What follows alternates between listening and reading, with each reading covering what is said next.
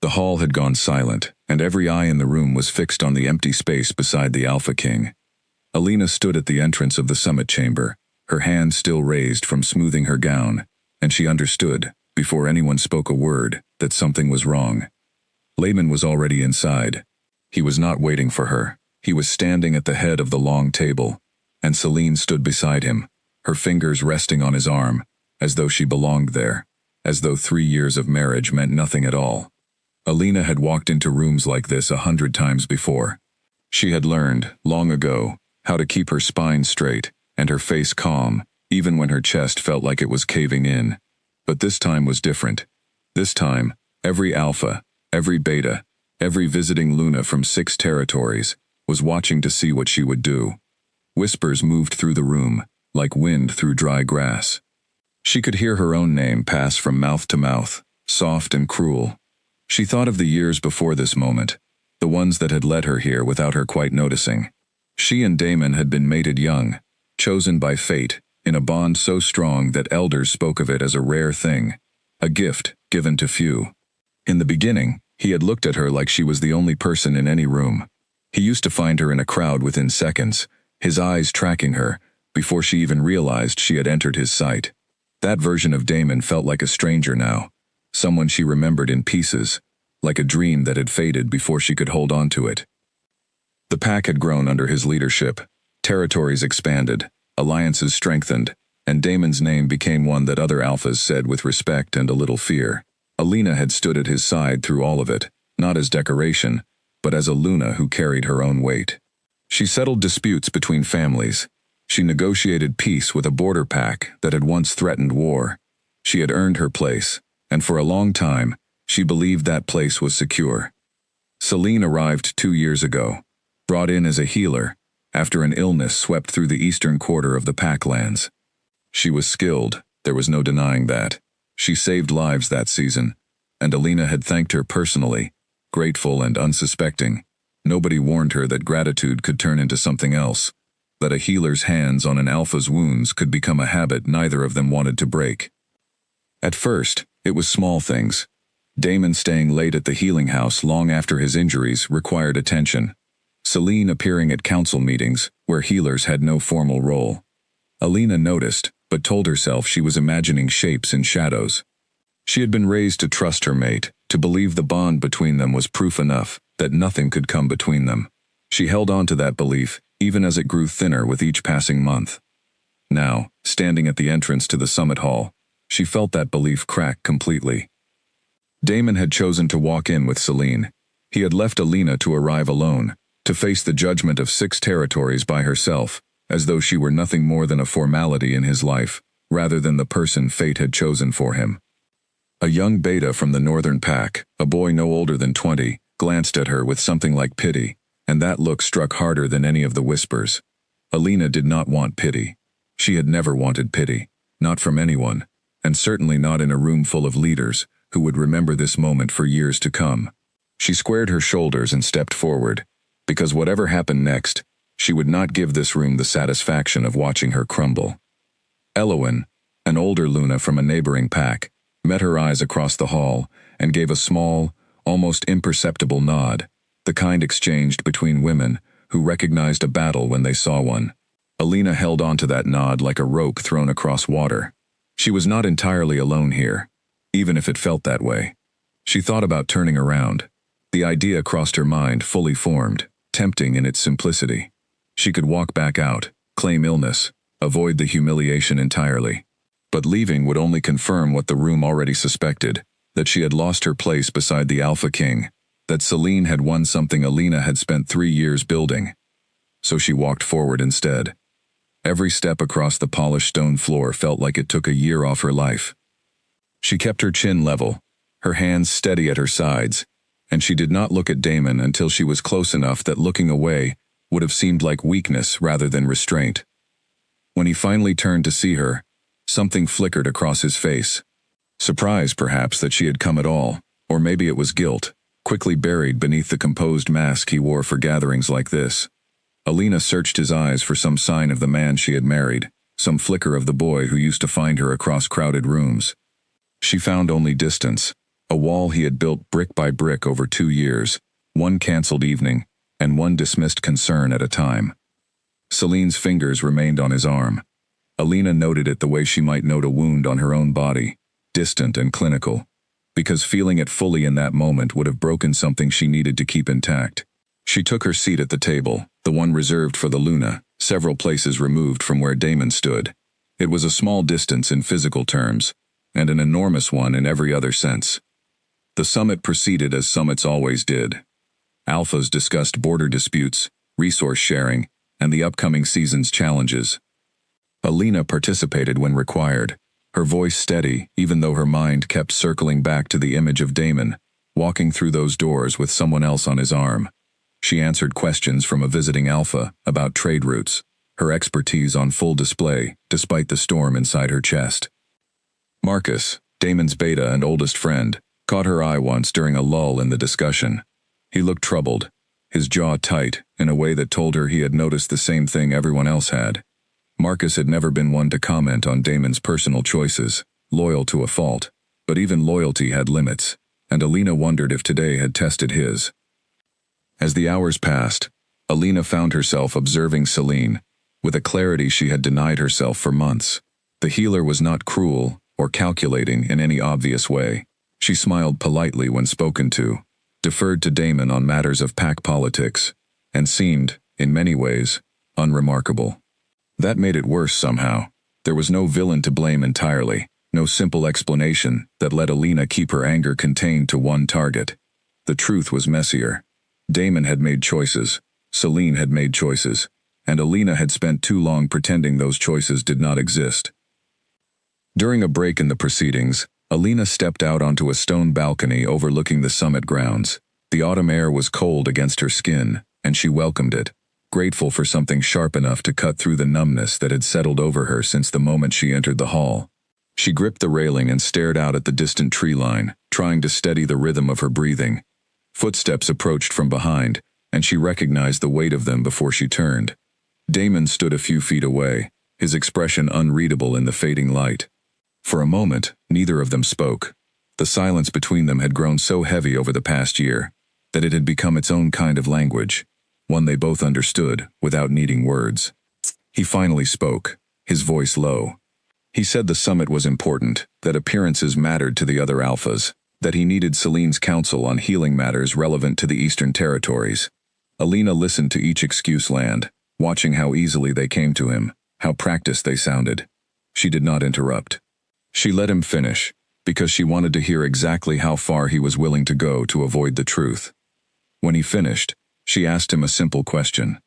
She asked if he had thought, even once, about how it would look for his mate to walk into a room of 6 territories alone, while another woman stood at his side. Damon's jaw tightened, and he said she was overreacting, that she was reading too much into a matter of protocol and timing.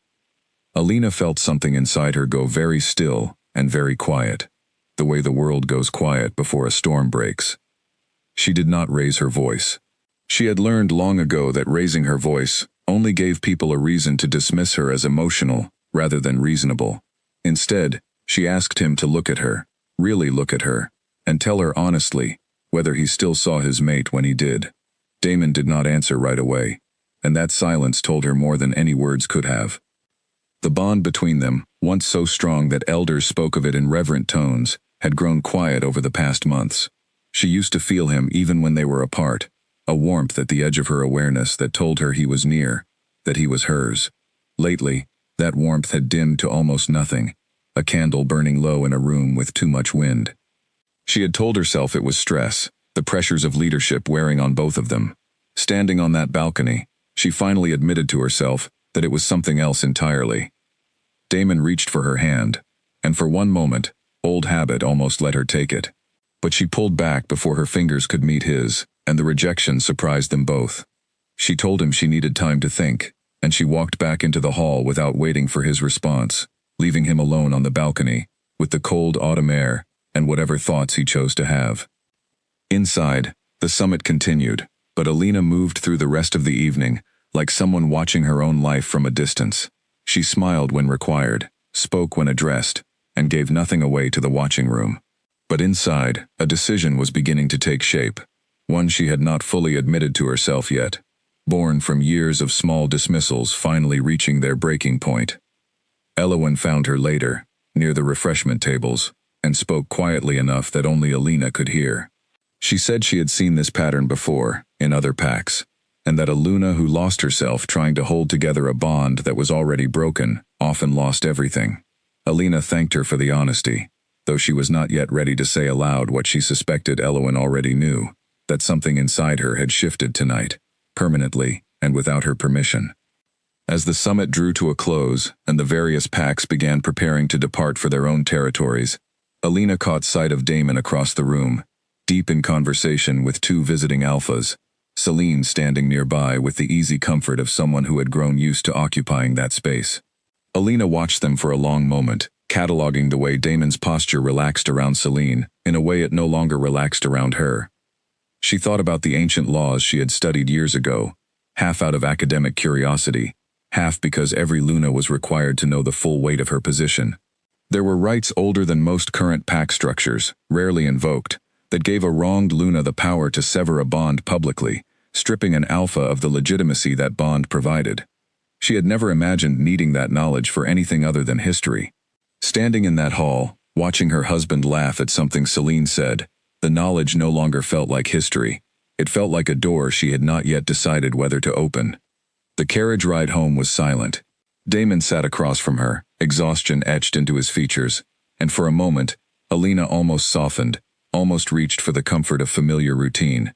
But she caught herself, remembering the empty space beside her at the summit entrance, remembering Celine's hand on his arm, remembering the pity in a young Beta's eyes.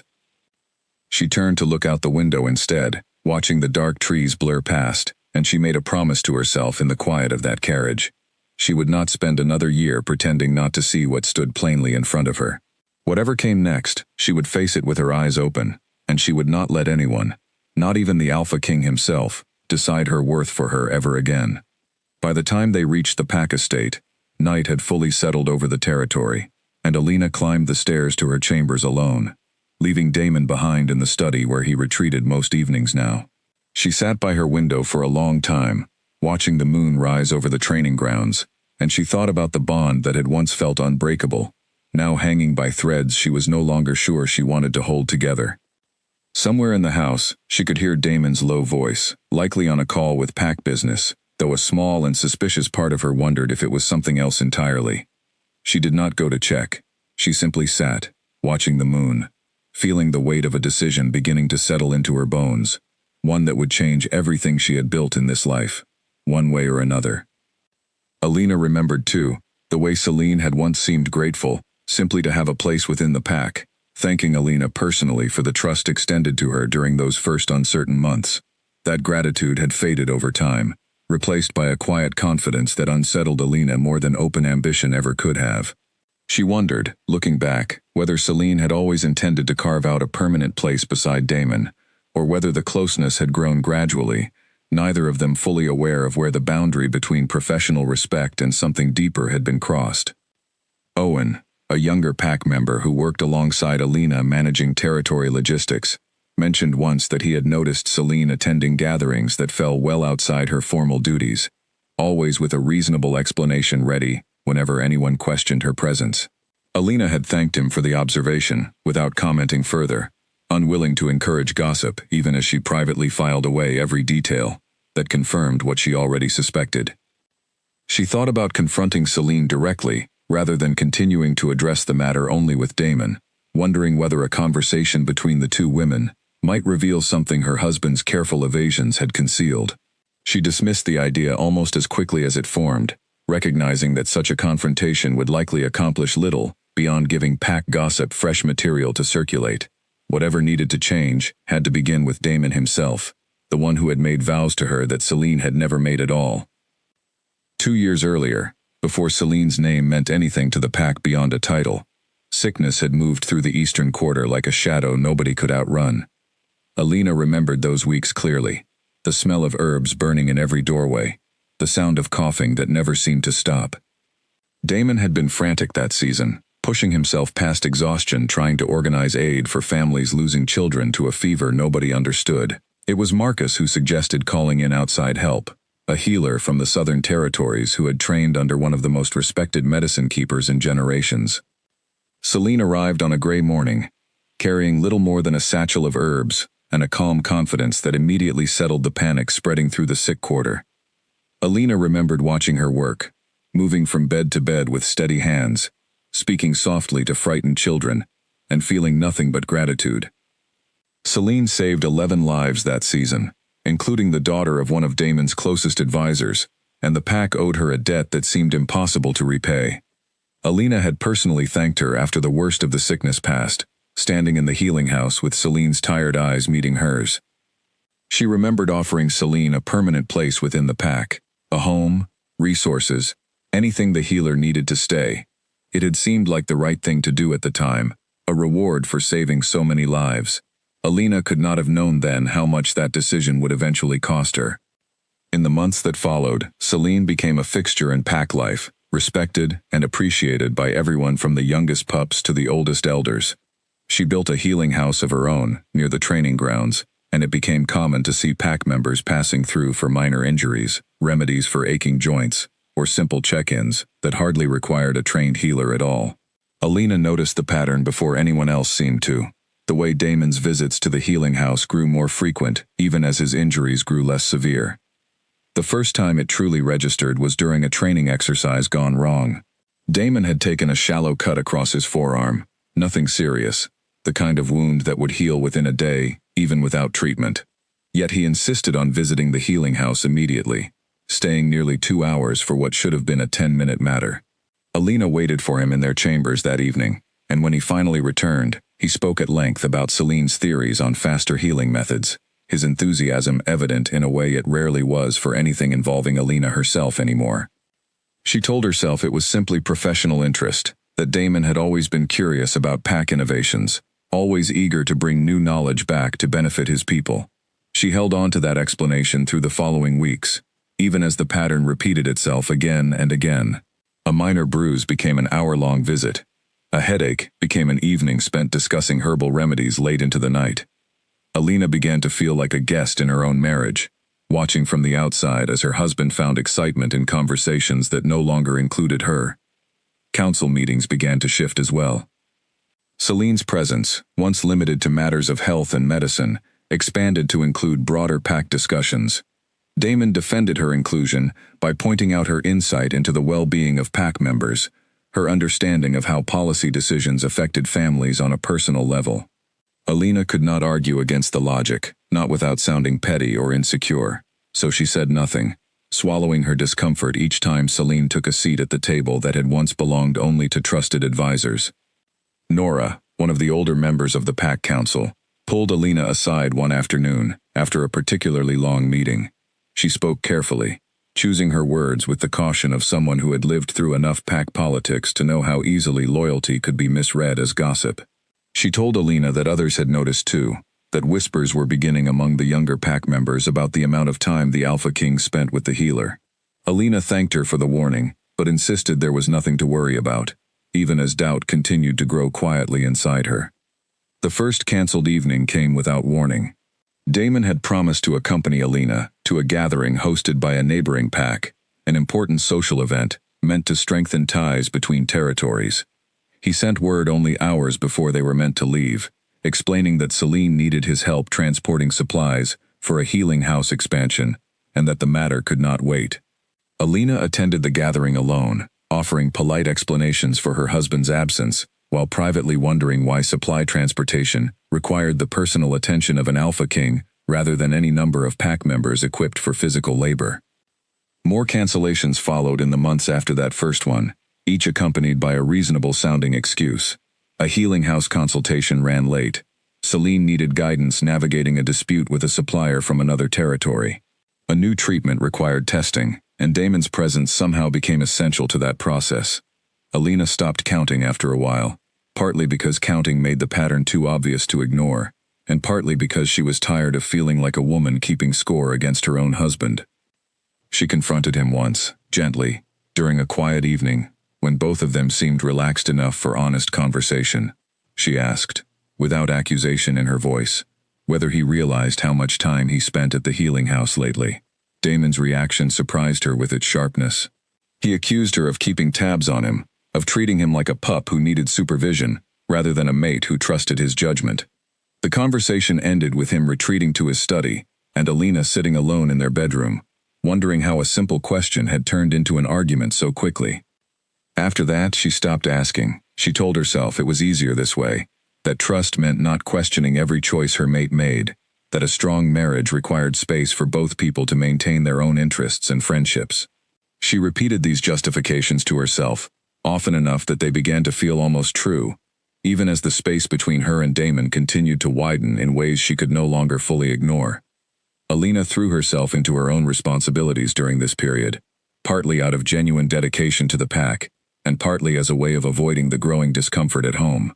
She negotiated a critical trade agreement with a border pack that had been hostile for generations, securing resources that strengthened their territory's position for years to come. She mediated disputes between families, settled property disagreements, and became known throughout the region as a Luna whose judgment could be trusted absolutely.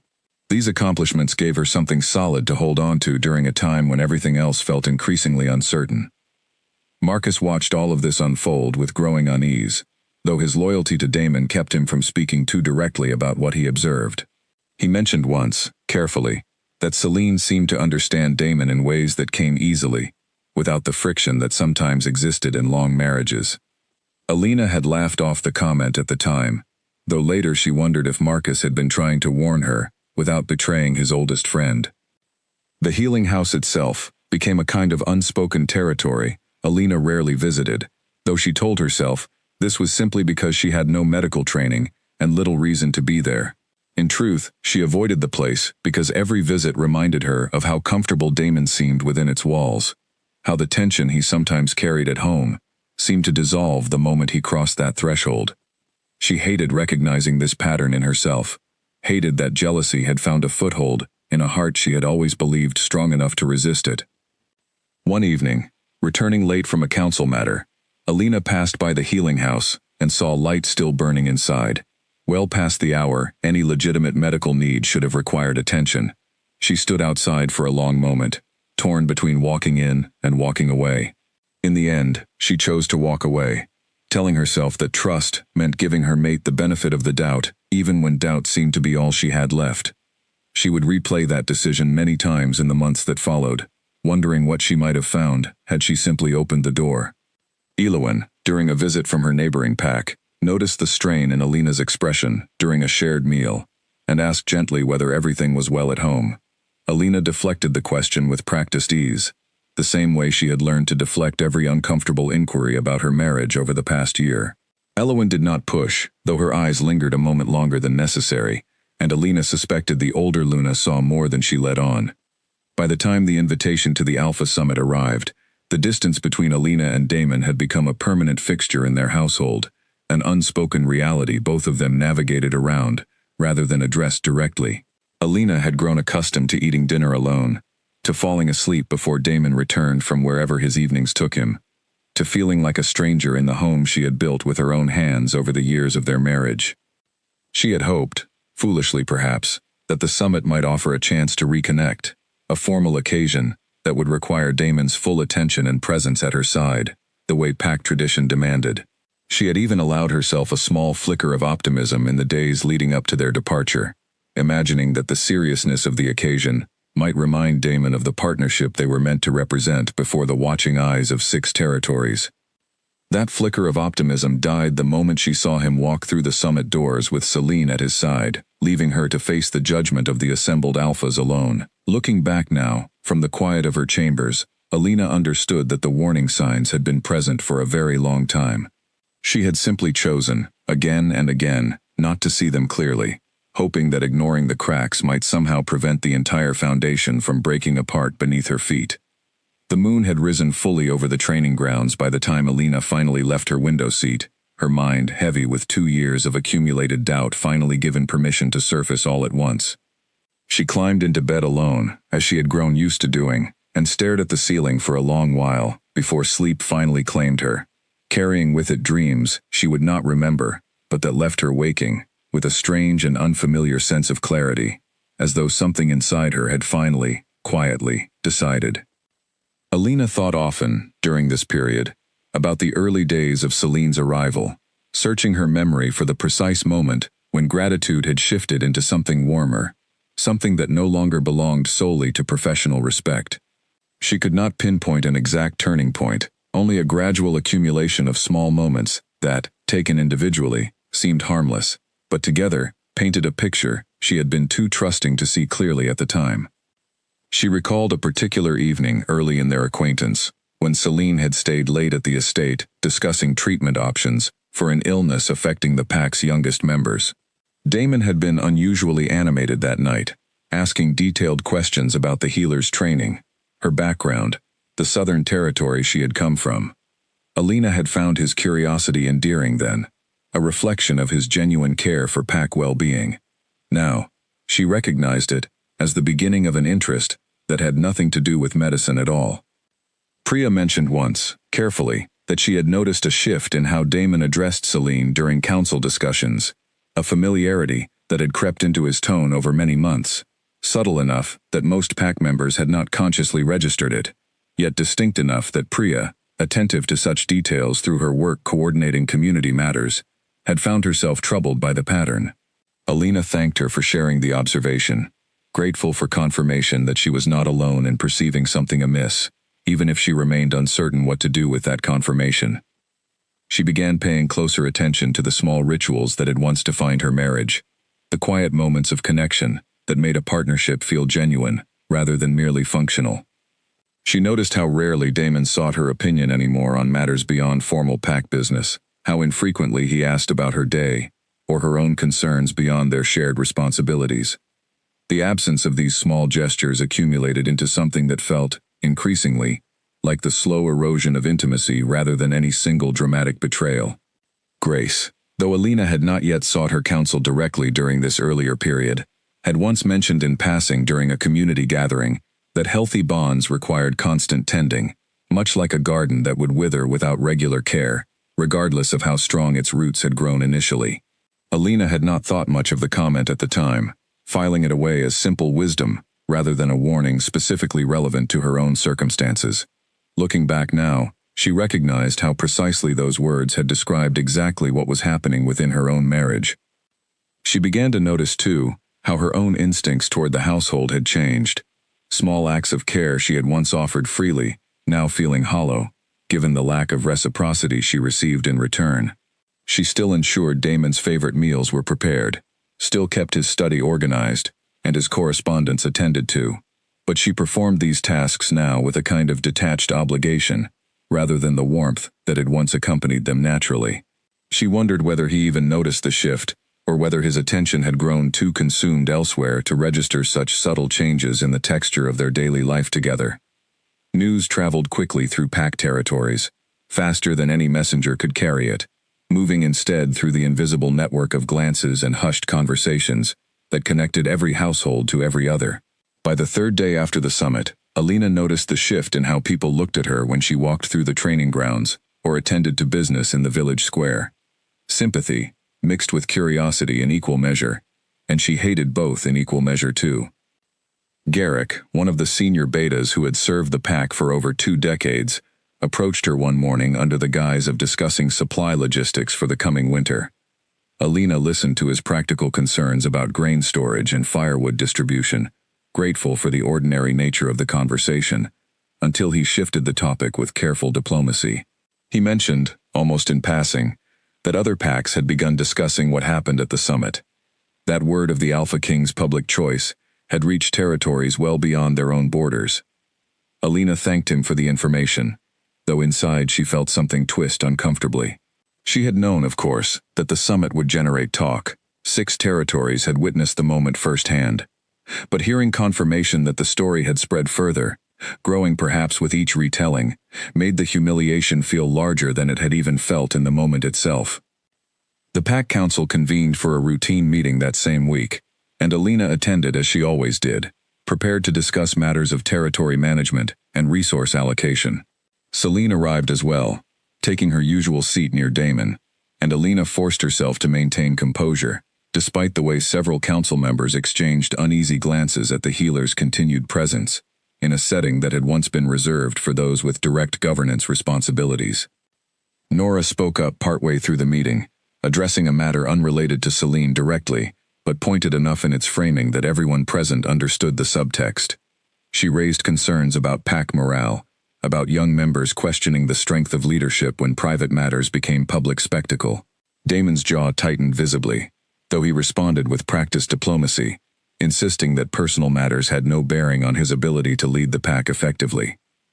Alina watched this exchange with a strange sense of detachment, as though observing a conversation happening to someone else entirely. She had spent so long minimizing her own discomfort that hearing another council member voice similar concerns felt almost validating, even as it also felt like watching her private pain become fuel for political maneuvering among people who barely understood the full weight of what she carried. After the meeting ended, Alina found herself walking the same corridor as Elowen, who had stayed an extra day at the Pack estate following the summit under the pretense of finalizing trade details. The older Luna matched her pace, and for a while neither of them spoke, simply walking together through the quiet halls. Elowen finally broke the silence, asking directly whether Alina intended to confront Damon about what had happened. Alina admitted that she had already tried, on the balcony during the summit itself, and that the conversation had gone nowhere useful. Elowen nodded slowly, as though this confirmed something she had already suspected. She shared, carefully, that she had witnessed similar patterns in other packs over her many years as a Luna.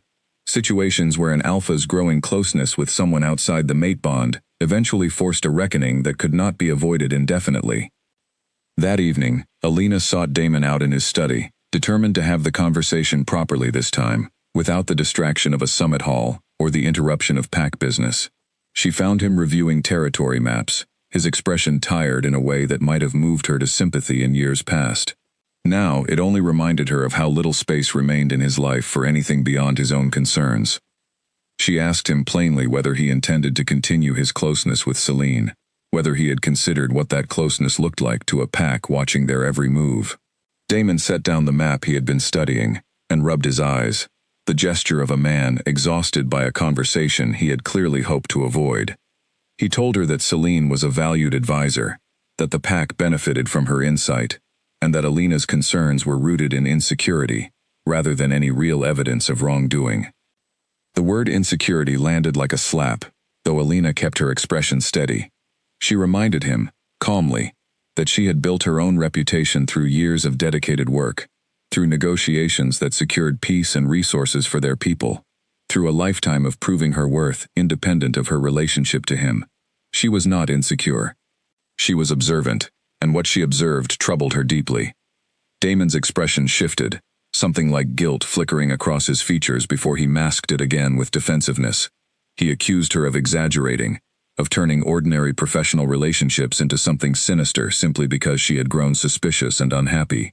Alina felt her patience thinning, though she refused to let the conversation devolve into shouting, refusing to give him the excuse of claiming she had lost control while he remained calm and reasonable. Instead, she asked him a question she had been avoiding for months, one that felt dangerous even to voice aloud. She asked whether he still felt the bond between them, the way he used to describe it in the early years of their marriage, the warmth and certainty that had once seemed unshakable. Damon hesitated, and that hesitation told her everything his words could not. He finally admitted, quietly, that things had changed between them, that the weight of leadership had worn down parts of himself he no longer recognized. He did not deny feeling something different when he was around Celine, though he stopped short of naming exactly what that something was. Alina appreciated the honesty, even as it confirmed fears she had spent months trying to dismiss as unfounded jealousy. She left the study that night without resolution, though something had shifted in the conversation nonetheless.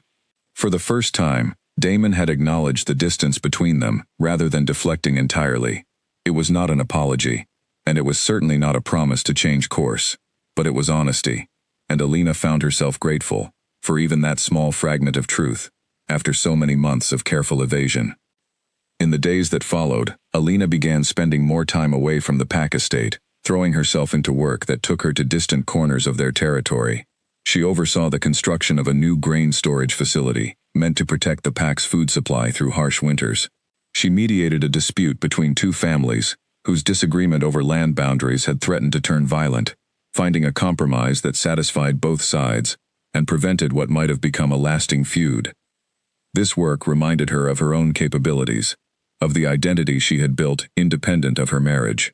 She had become Luna not simply through the accident of fate that bonded her to Damon, but through years of proving herself capable of the responsibility that title carried. That identity felt increasingly important to hold on to, as everything else in her life grew uncertain. Priya, a young pack member who worked closely with Alina on community matters, mentioned one afternoon that several families had begun quietly discussing the situation, wondering aloud what it meant for pack stability if the Luna and Alpha King's relationship continued deteriorating in such a visible way. Alina absorbed this information without visible reaction, though privately she recognized the danger in what Priya described. A pack needed stability at its head, and instability at the top had a way of trickling down into every level of daily life. She began researching, during quiet hours when sleep would not come, old texts detailing pack law and the rights afforded to a Luna in situations of significant marital breakdown. She had studied these texts once, years earlier, as part of her formal education before taking on her role, but she had never expected to need that knowledge in any practical sense. Now she found herself returning to those old pages with new urgency, searching for something she was not yet ready to name even to herself. The ancient text spoke of bonds and the rare circumstances under which they could be formally severed, rituals so old that most current pack members had never witnessed one performed. The language was formal, almost ceremonial, describing the weight such an act carried, both for the Luna who invoked it and for the Alpha whose legitimacy depended partly on the strength of that bond. Alina read these passages several times, absorbing details she had once considered purely historical, now recognizing them as something closer to a roadmap she had not yet decided whether to follow. Marcus found her one evening in the pack library, surrounded by old texts, and asked with genuine concern what she was researching so intently.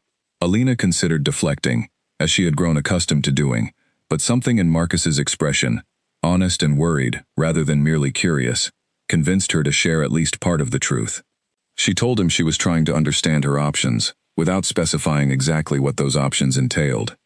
Marcus sat with her for a while, saying little, though his presence itself felt like a small comfort during a period when comfort had grown scarce. Before leaving, he told her quietly that whatever she decided, the pack respected her, that her contributions over the years had not gone unnoticed even amid the current difficulties. Alina thanked him, grateful for a loyalty that seemed to extend beyond simple allegiance to Damon alone. As winter approached and the pack prepared for the harsher months ahead, Alina found herself standing at a crossroads she had not anticipated when she first married the man who would become Alpha King.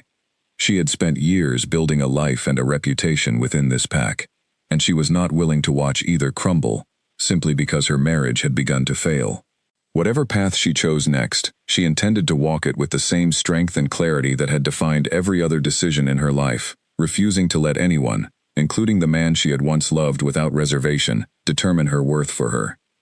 Alina found herself reflecting, during these difficult weeks, on conversations she had shared with her own mother years before her marriage to Damon, when she had still been young enough to believe that fate's choice guaranteed happiness, rather than simply providing an opportunity that still required careful cultivation. Her mother, herself a respected member of their community though not a Luna, had warned her gently that even fated bonds demanded effort, that love alone rarely sustained a partnership without deliberate attention from both people involved. She wished, now, that she had held on to that wisdom more firmly during the early years of contentment, when Damon's attention had felt so effortless and complete that she had allowed herself to believe such ease would persist indefinitely, without any active effort on her part. She understood now that complacency had played its own role in the slow drift that had occurred, though she refused to shoulder blame for choices that had ultimately belonged to Damon alone. During one particularly difficult evening, Alina found herself walking the perimeter of the training grounds, long after most pack members had retired for the night, the cold air helping clear her mind as she processed the weight of her conversation with Damon in his study. She encountered Nora during this walk, the older council member similarly restless, and the two women fell into quiet conversation beneath the star-filled sky. Nora shared, with the careful honesty of someone who had witnessed decades of pack politics, that she had observed similar patterns in other territories over the years, situations where an alpha's growing distraction eventually forced Aluna to make difficult choices about her own future. She did not offer specific advice, respecting that Alina needed to reach her own conclusions, but she did share that the Lunas she had known who ultimately reclaimed their independence, however painful the process, had generally emerged stronger for having done so.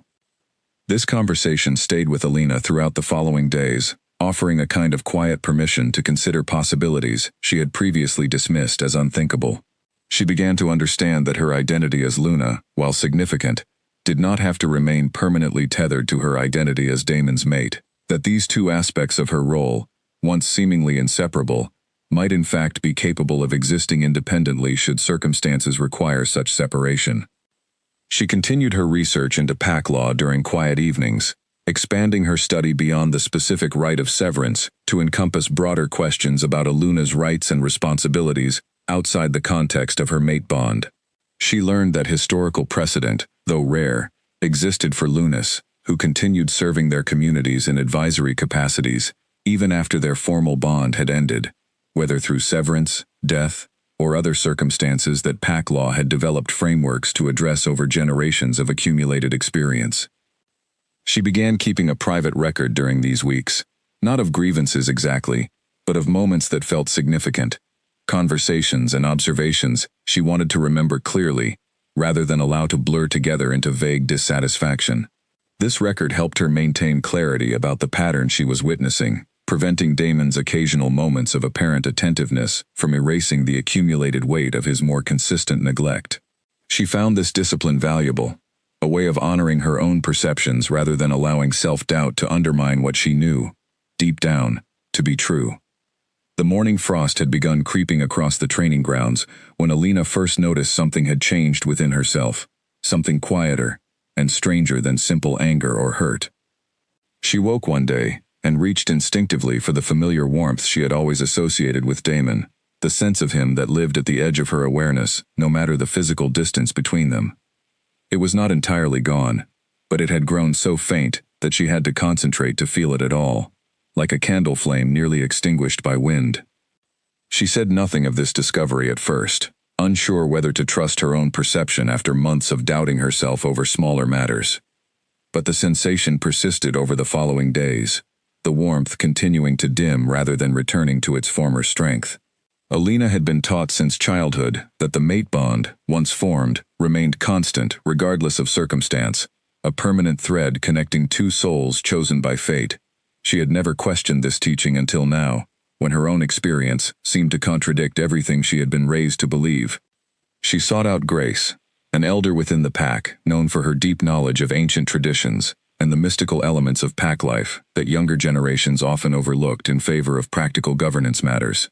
Grace lived in a modest home near the edge of the territory, surrounded by books and herbs collected over decades of study. Alina visited her under the pretext of discussing historical pack ceremonies, though Grace saw through the pretense almost immediately, her sharp eyes missing little despite her advanced years. Grace explained, with the patience of someone accustomed to sharing difficult truths, that the mate bond was not entirely immune to strain, that while fate chose the initial connection, the strength of that bond depended partly on how both parties nurtured it over time. Neglect, dishonesty, and divided attention could weaken even a bond considered strong at its origin. Alina absorbed this information with a mixture of relief and grief. Relief that she was not imagining the change she felt, and grief at what that change confirmed about the state of her marriage. She asked Grace, carefully, about the old rite of severance, the ritual she had read about in the pack library, wondering whether the elder could confirm the details recorded in those ancient texts. Grace's expression grew serious, and she studied Alina for a long moment before answering.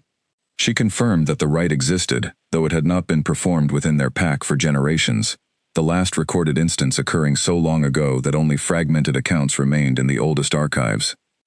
The ritual, Grace explained, required the wronged party to invoke it publicly, before witnesses of sufficient standing, typically other alphas and lunas capable of recognizing the legitimacy of such a serious action. It was not something undertaken lightly, as it carried consequences for both parties involved, stripping the Alpha of a portion of the authority that came from having a bonded Luna at his side, while also releasing the Luna from obligations she might otherwise have carried for the remainder of her life. Alina asked what would happen to Damon's standing among other Alphas should such a rite be performed. Grace answered honestly, without softening the truth to spare Alina's feelings. An Alpha who lost his Luna through severance rather than through natural causes or mutual agreement often faced serious questions about his leadership, his judgment, and his fitness to maintain authority over pack matters. Other territories might view him as weakened, unreliable, someone whose choices had cost him standing he could not easily reclaim. This information sat heavily with Alina as she made her way back to the pack estate that afternoon. She had not fully considered the political weight of such an action, focused instead on the personal pain that had driven her toward researching these old traditions in the first place. Knowing that the rite carried such significant consequences for Damon's authority added a new layer of complexity to a decision she had not yet fully committed to making. She found herself observing Damon differently over the following days, watching him interact with pack members and council advisors with an analytical eye she had not applied before. She noticed how often his attention drifted toward the direction of the healing house, how his shoulders relaxed almost imperceptibly whenever Celine entered a room, contrasted against the tension that seemed to settle into his posture whenever Alina herself was present. These observations confirmed what she already suspected, but had not wanted to fully accept. A visiting delegation from a southern territory arrived that week to discuss trade agreements, and Alina found herself taking the lead in negotiations, while Damon seemed distracted, his mind clearly elsewhere despite the importance of the discussions. She secured favorable terms for their pack through careful diplomacy and firm boundaries, earning genuine respect from the visiting Alpha, a woman named Petra who led one of the more prosperous southern territories. Petra pulled Alina aside after the formal negotiations concluded, complimenting her skill and asking, with the directness common among leaders of her standing, whether everything remained stable within their pack leadership. Alina deflected the question with practiced grace, though Petra's knowing expression suggested she had heard rumors of the summit incident despite the distance between their territories. Before departing, Petra mentioned that her own territory had once faced a similar crisis of leadership, and that stability sometimes required difficult choices few wished to make. That night, Alina returned to the pack library, poring over the old texts once more, this time reading with the seriousness of someone genuinely considering the path those pages described, rather than simply satisfying idle curiosity.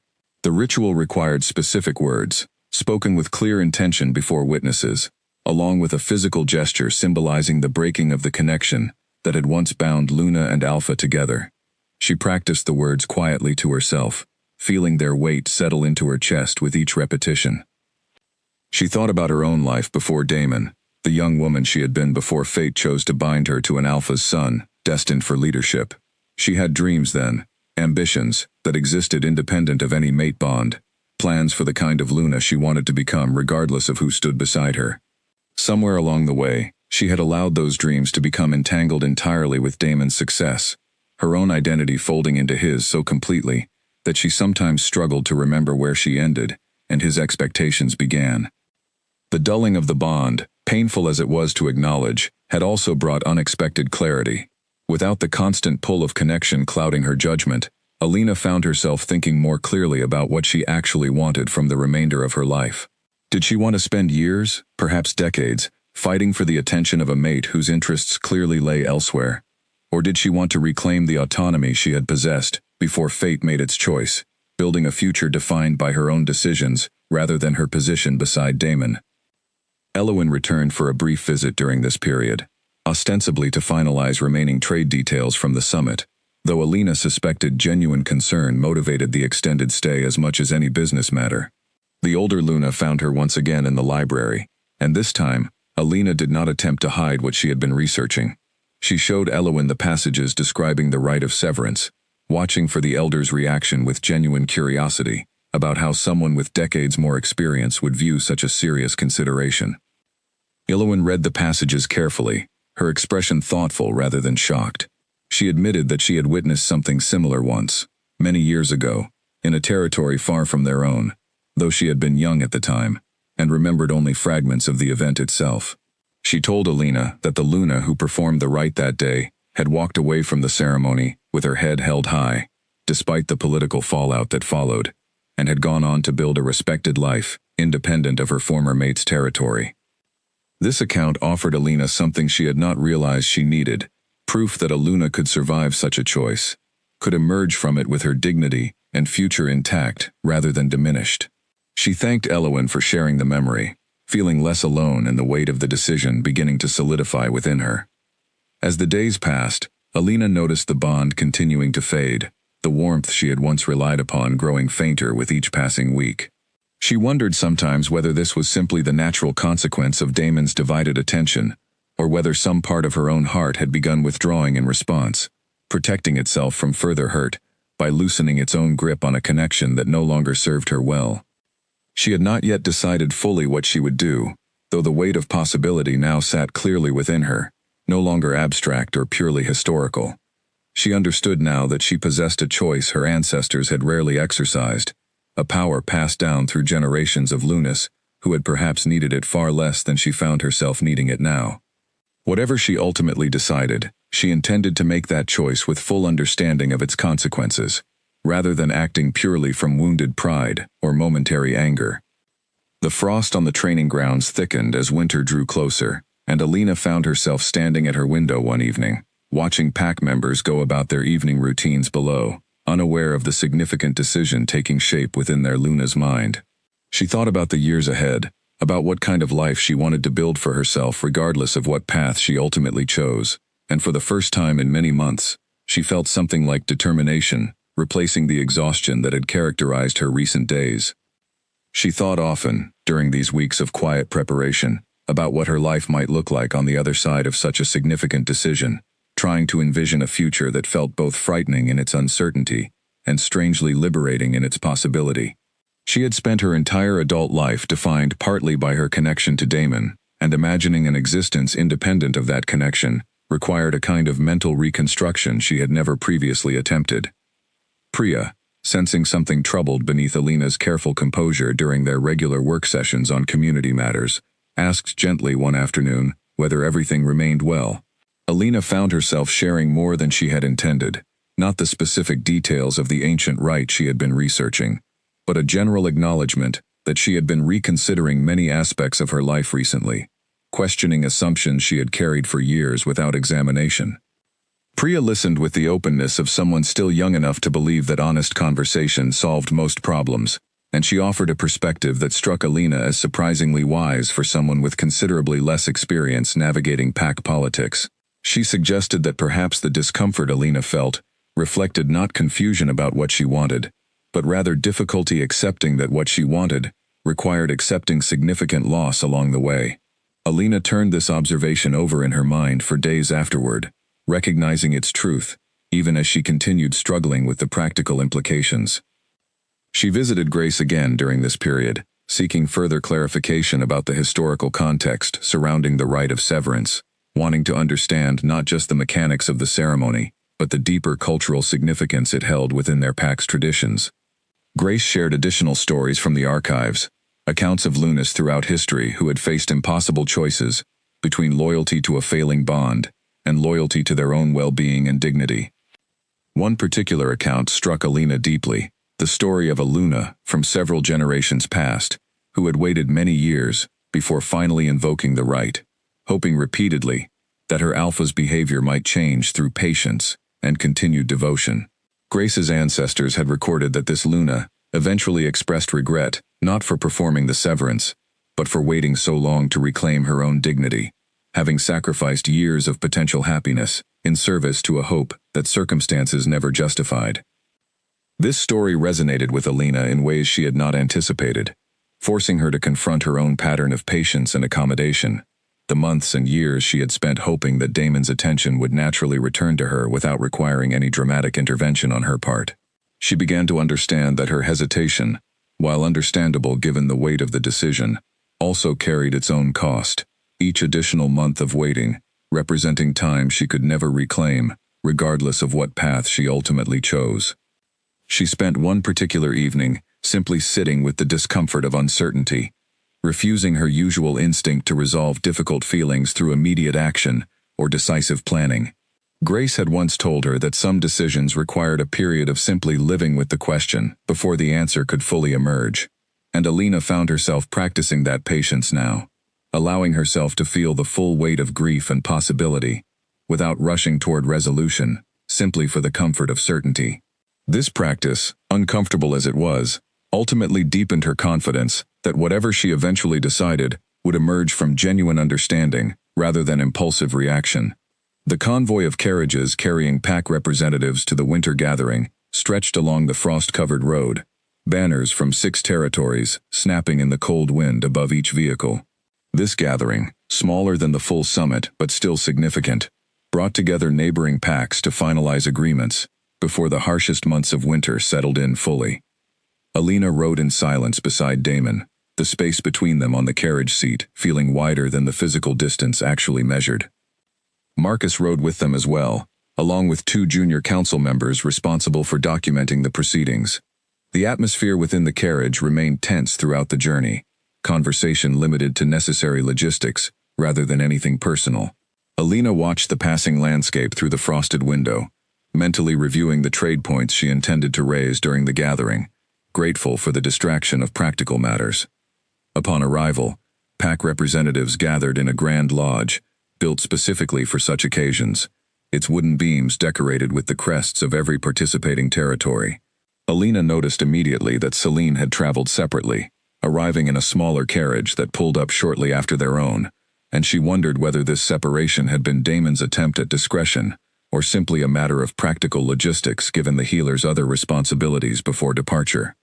The gathering's first order of business involved seating arrangements, a matter usually handled without controversy, but complicated this time by whispers that had clearly preceded their arrival. A pack steward hesitated visibly when directing Alina to her assigned seat, glancing toward Damon as though seeking confirmation before proceeding. This small hesitation, barely noticeable to anyone not already attuned to the tension surrounding their marriage, told Alina that news of the summit incident had indeed reached every corner of the gathered territories. She took her seat with composed dignity, refusing to let the steward's uncertainty rattle her.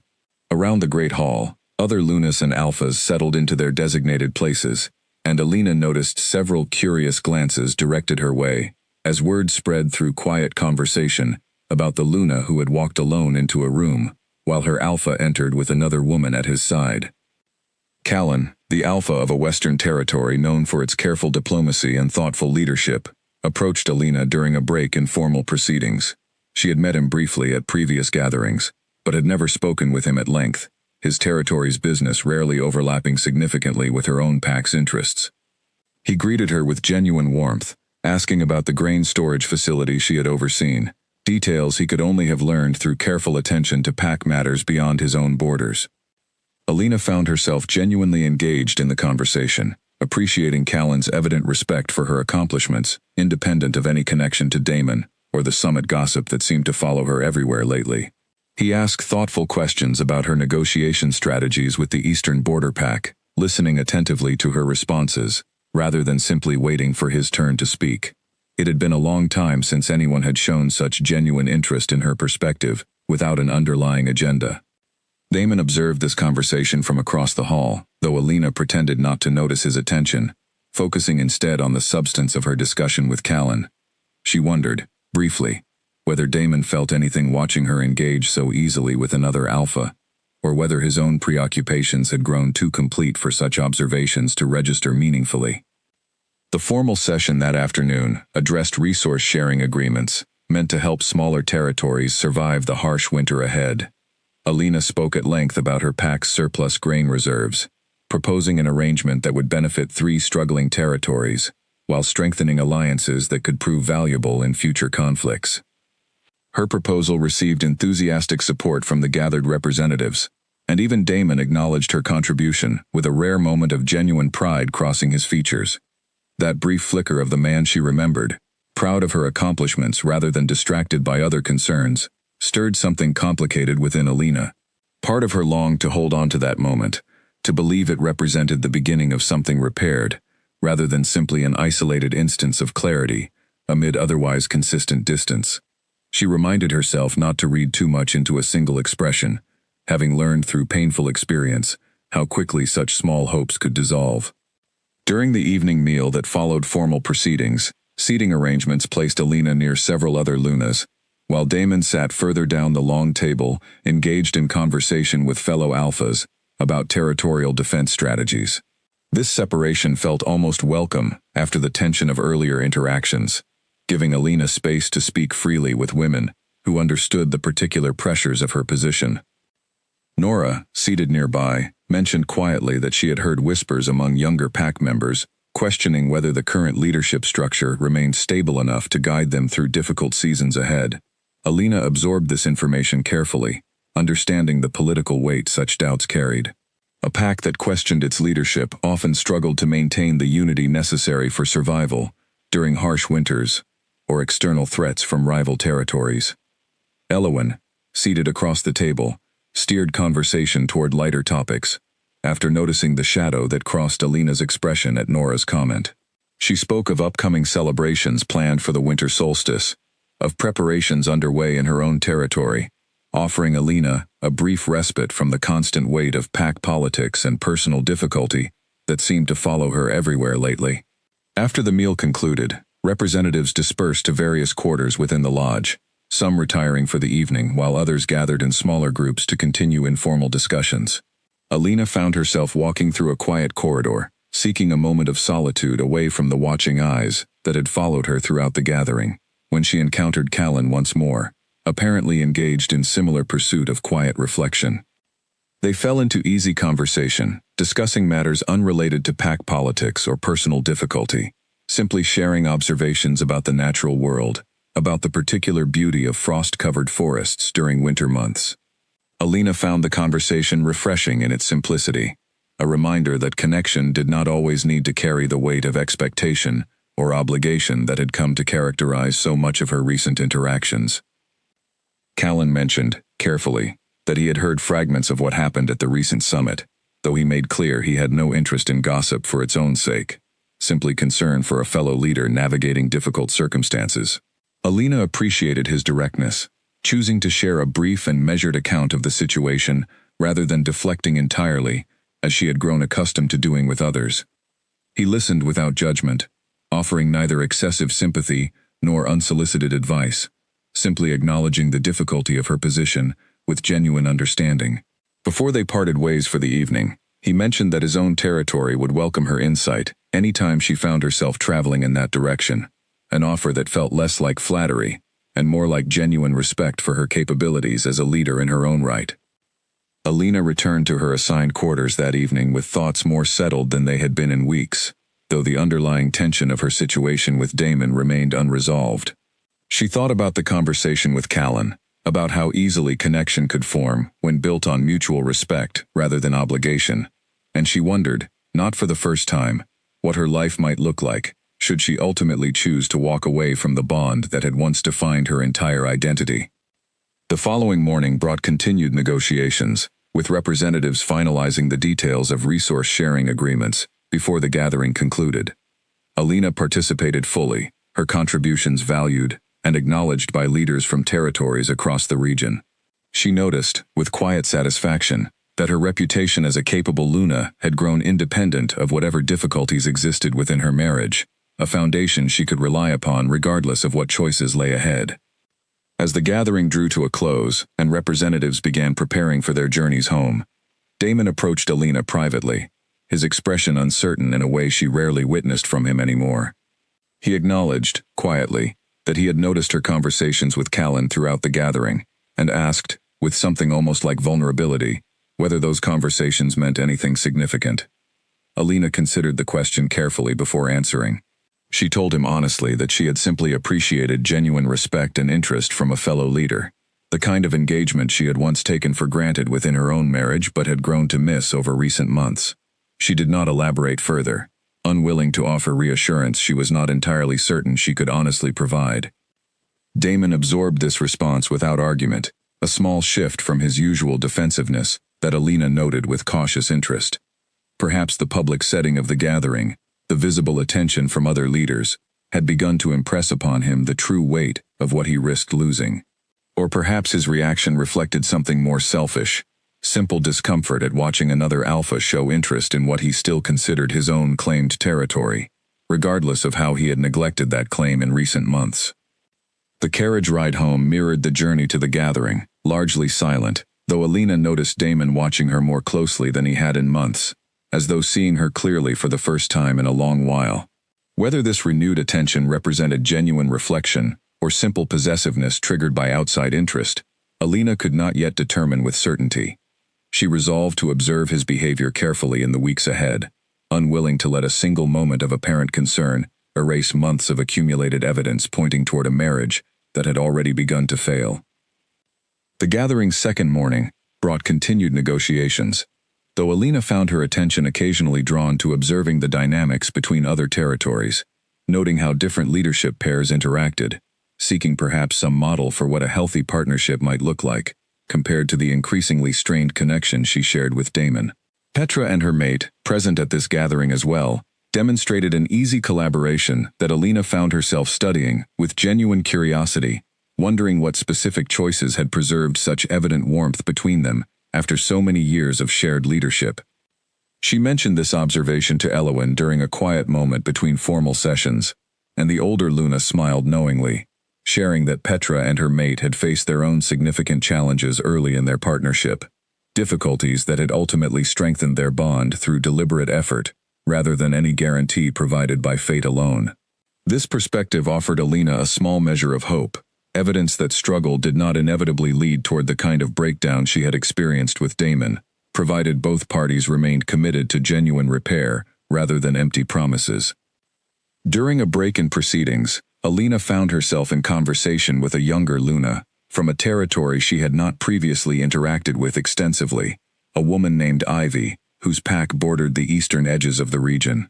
Ivy asked, with the directness sometimes found among newer leaders, less concerned with established diplomatic protocols, whether Alina had found the transition into Luna responsibilities difficult, given how young she had been when the bond first formed. Alina answered honestly, sharing some of the genuine challenges that came with assuming significant responsibility at a young age, while also acknowledging the pride she had taken in growing into the role over subsequent years. This conversation offered a welcome reminder of her own competence and growth, separate entirely from the current difficulties within her marriage, a reminder that felt particularly valuable given how much of her recent identity had become entangled with worry over Damon's divided attention. The formal negotiations concluded successfully by the gathering's final session, agreements reached that would strengthen resource sharing across multiple territories through the coming winter months. Alina's contributions throughout the proceedings had been substantial, and several alphas offered genuine praise for her negotiating skill as representatives began preparing for their respective journeys home. This recognition, arriving independently of any connection to Damon's leadership, felt particularly meaningful, given the uncertainty that had characterized so much of her recent personal life. That evening, before retiring, Alina found a quiet moment to write a brief letter to Grace, describing the gathering's proceedings and her own reflections on the conversations she had shared with other leaders throughout the region. She did not mention Callan specifically, though she found herself thinking of their conversation more than once as she prepared for sleep, appreciating the reminder that genuine connection could still exist, independent of the complicated obligations that had come to define so much of her life with Damon. The brief warmth Damon showed on the journey home from the winter gathering did not last. Alina noticed the shift within days, subtle at first, then unmistakable as the weeks passed. He returned to his old patterns with an ease that suggested the gathering had changed little beneath the surface, regardless of the momentary vulnerability he had displayed when questioning her about Callan. The healing house once again became his frequent destination, his excuses growing thinner even as he offered them with the same practiced confidence. Alina stopped tracking each instance individually, exhausted by the effort of cataloging disappointments that no longer surprised her. She focused instead on preparations for the Founders' Feast, an annual celebration marking the establishment of their pack generations ago, an event that carried significant weight within their community and drew attendance from every family under their territory's protection. The feast required extensive planning, and Alina threw herself into the preparations with determined focus, coordinating with kitchen staff, arranging decorations that honored their pack's history, and ensuring every detail reflected the pride their ancestors had built into this tradition. The work offered welcome distraction from the quiet ache that had settled permanently into her chest, though she could not entirely escape awareness of how differently this feast might unfold compared to celebrations in years past. Celine's involvement in feast preparations arrived without formal announcement, simply appearing one afternoon when Alina discovered the healer consulting with kitchen staff about herbal additions to the celebratory feast, changes that fell well outside any reasonable scope of her position. Alina addressed the matter directly with the kitchen staff, firmly reasserting her authority over decisions that belonged to the Luna's traditional responsibilities, though the encounter left her unsettled about how far Celine's presence had begun encroaching into every corner of pack life. She mentioned the incident to Damon that evening, keeping her tone measured despite the frustration building within her. He dismissed her concern as an overreaction to well-meaning assistance, suggesting that Celine had simply wanted to contribute something meaningful to a celebration important to the entire pack. Alina recognized the familiar pattern in his response, the automatic defense of Celine regardless of context, and she chose not to press the matter further, conserving her energy for the larger decision still taking shape within her. Grace visited the pack estate during this period, seeking Alina out specifically to check on her well-being as the Founders' Feast approached. The elder's sharp eyes noted the exhaustion Alina carried, both physical from the demands of preparation and emotional from months of accumulated strain. She asked directly whether Alina had made any decision regarding the rite she had inquired about weeks earlier. Alina admitted that she had not yet committed fully, though the possibility remained present in her thoughts more consistently than ever before. Grace listened without judgment, offering only the observation that such decisions could not be rushed, that the weight of severing a bond, even one significantly weakened, required certainty rather than impulsive reaction to momentary hurt. Alina appreciated the wisdom in this counsel, even as impatience occasionally tugged at her, wanting resolution rather than continued uncertainty. As the Founders' Feast approached, word arrived that representatives from several neighboring territories intended to attend, including Elowen's pack, and, unexpectedly, Callan's Western Territory as well. Alina felt a flutter of something complicated upon hearing this news, aware that Callan's presence would draw attention regardless of her intentions, given the whispers that had already begun circulating about their conversations at the winter gathering. Marcus approached her privately a few days before the feast, his expression carrying the weight of concern he had shown consistently throughout recent months. He mentioned, carefully, that he had overheard discussions among younger pack members, speculating about whether Alina intended to make some significant announcement during the celebration, rumors that had apparently taken root without any factual basis. Alina assured him she had made no such plans, though privately she wondered how quickly her own uncertain thoughts might translate into public speculation, regardless of her actual intentions. The evening of the Founders' Feast arrived with clear skies and bitter cold. Stars scattered brightly overhead as pack members and visiting representatives gathered within the great hall decorated for the occasion. Alina had overseen every detail personally, and the results reflected genuine pride in her pack's heritage, from carefully arranged winter flowers to traditional dishes prepared according to recipes passed down through generations. She greeted arriving guests with practiced grace, accepting compliments on the celebration's beauty, while maintaining careful awareness of Damon's movements throughout the hall. He remained largely at her side during the initial greetings, a small mercy that eased some of the tension she had carried in anticipation of the evening. Celine's presence remained appropriately restrained during this early portion of the celebration, seated among other pack members, rather than positioned prominently near Damon. As the formal portion of the evening began, pack elders spoke of tradition and history, honoring the founders who had established their territory generations ago through sacrifice and determination.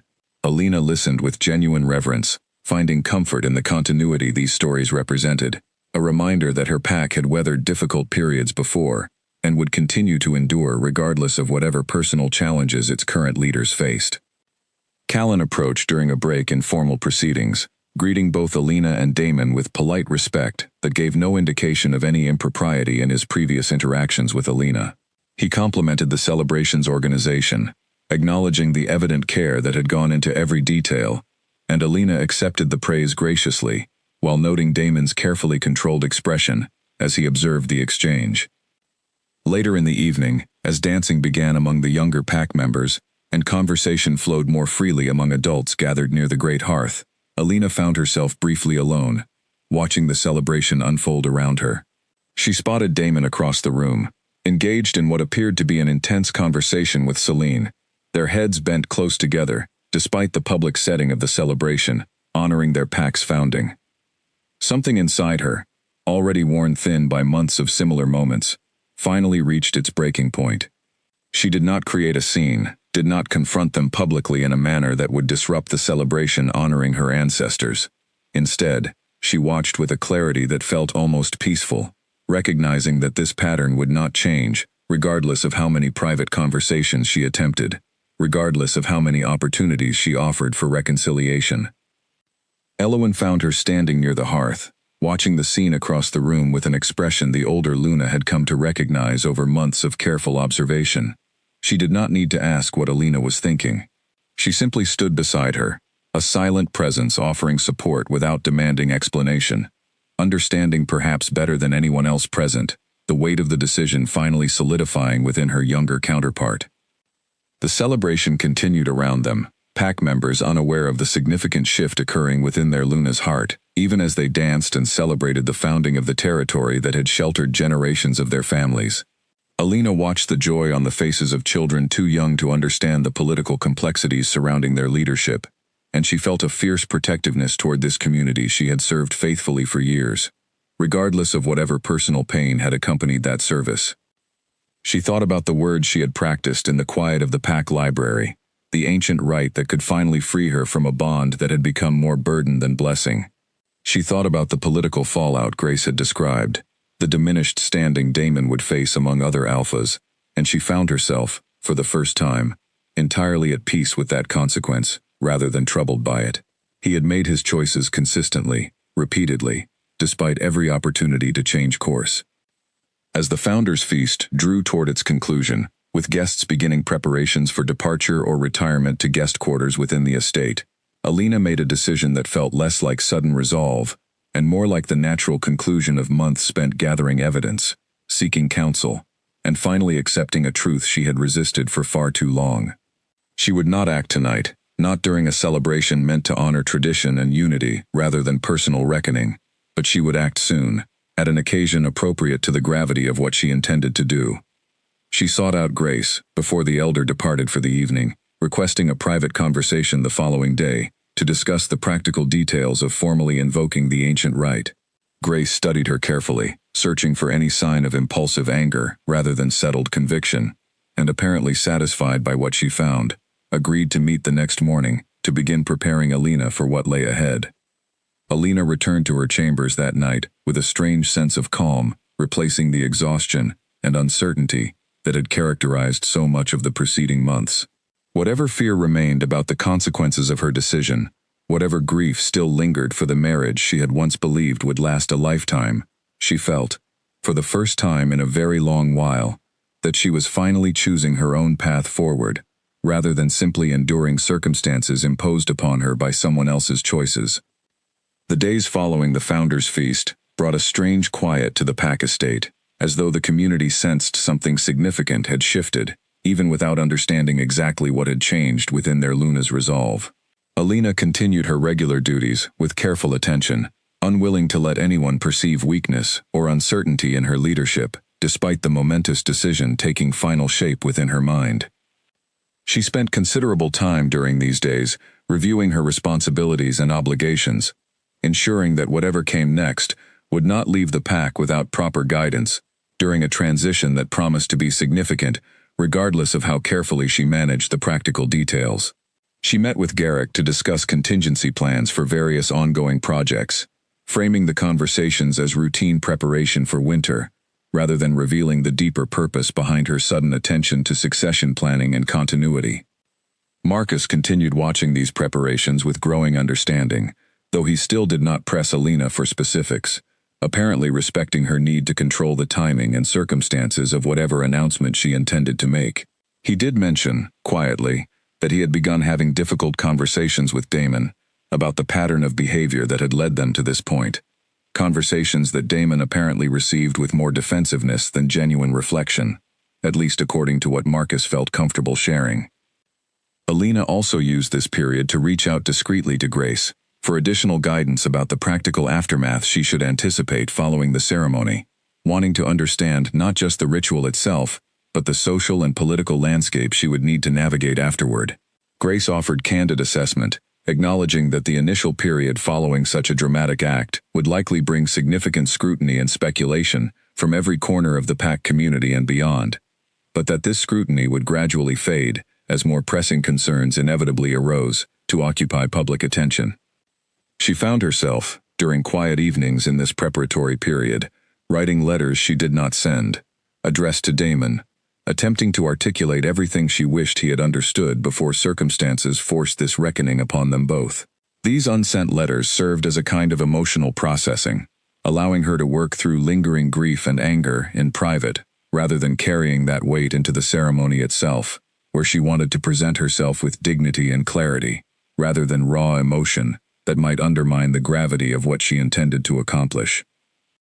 The night before the Founders' Feast, Alina slept poorly, her mind cycling through scenarios and possibilities, though she woke the following morning with renewed determination, rather than the anxiety that had disturbed her rest.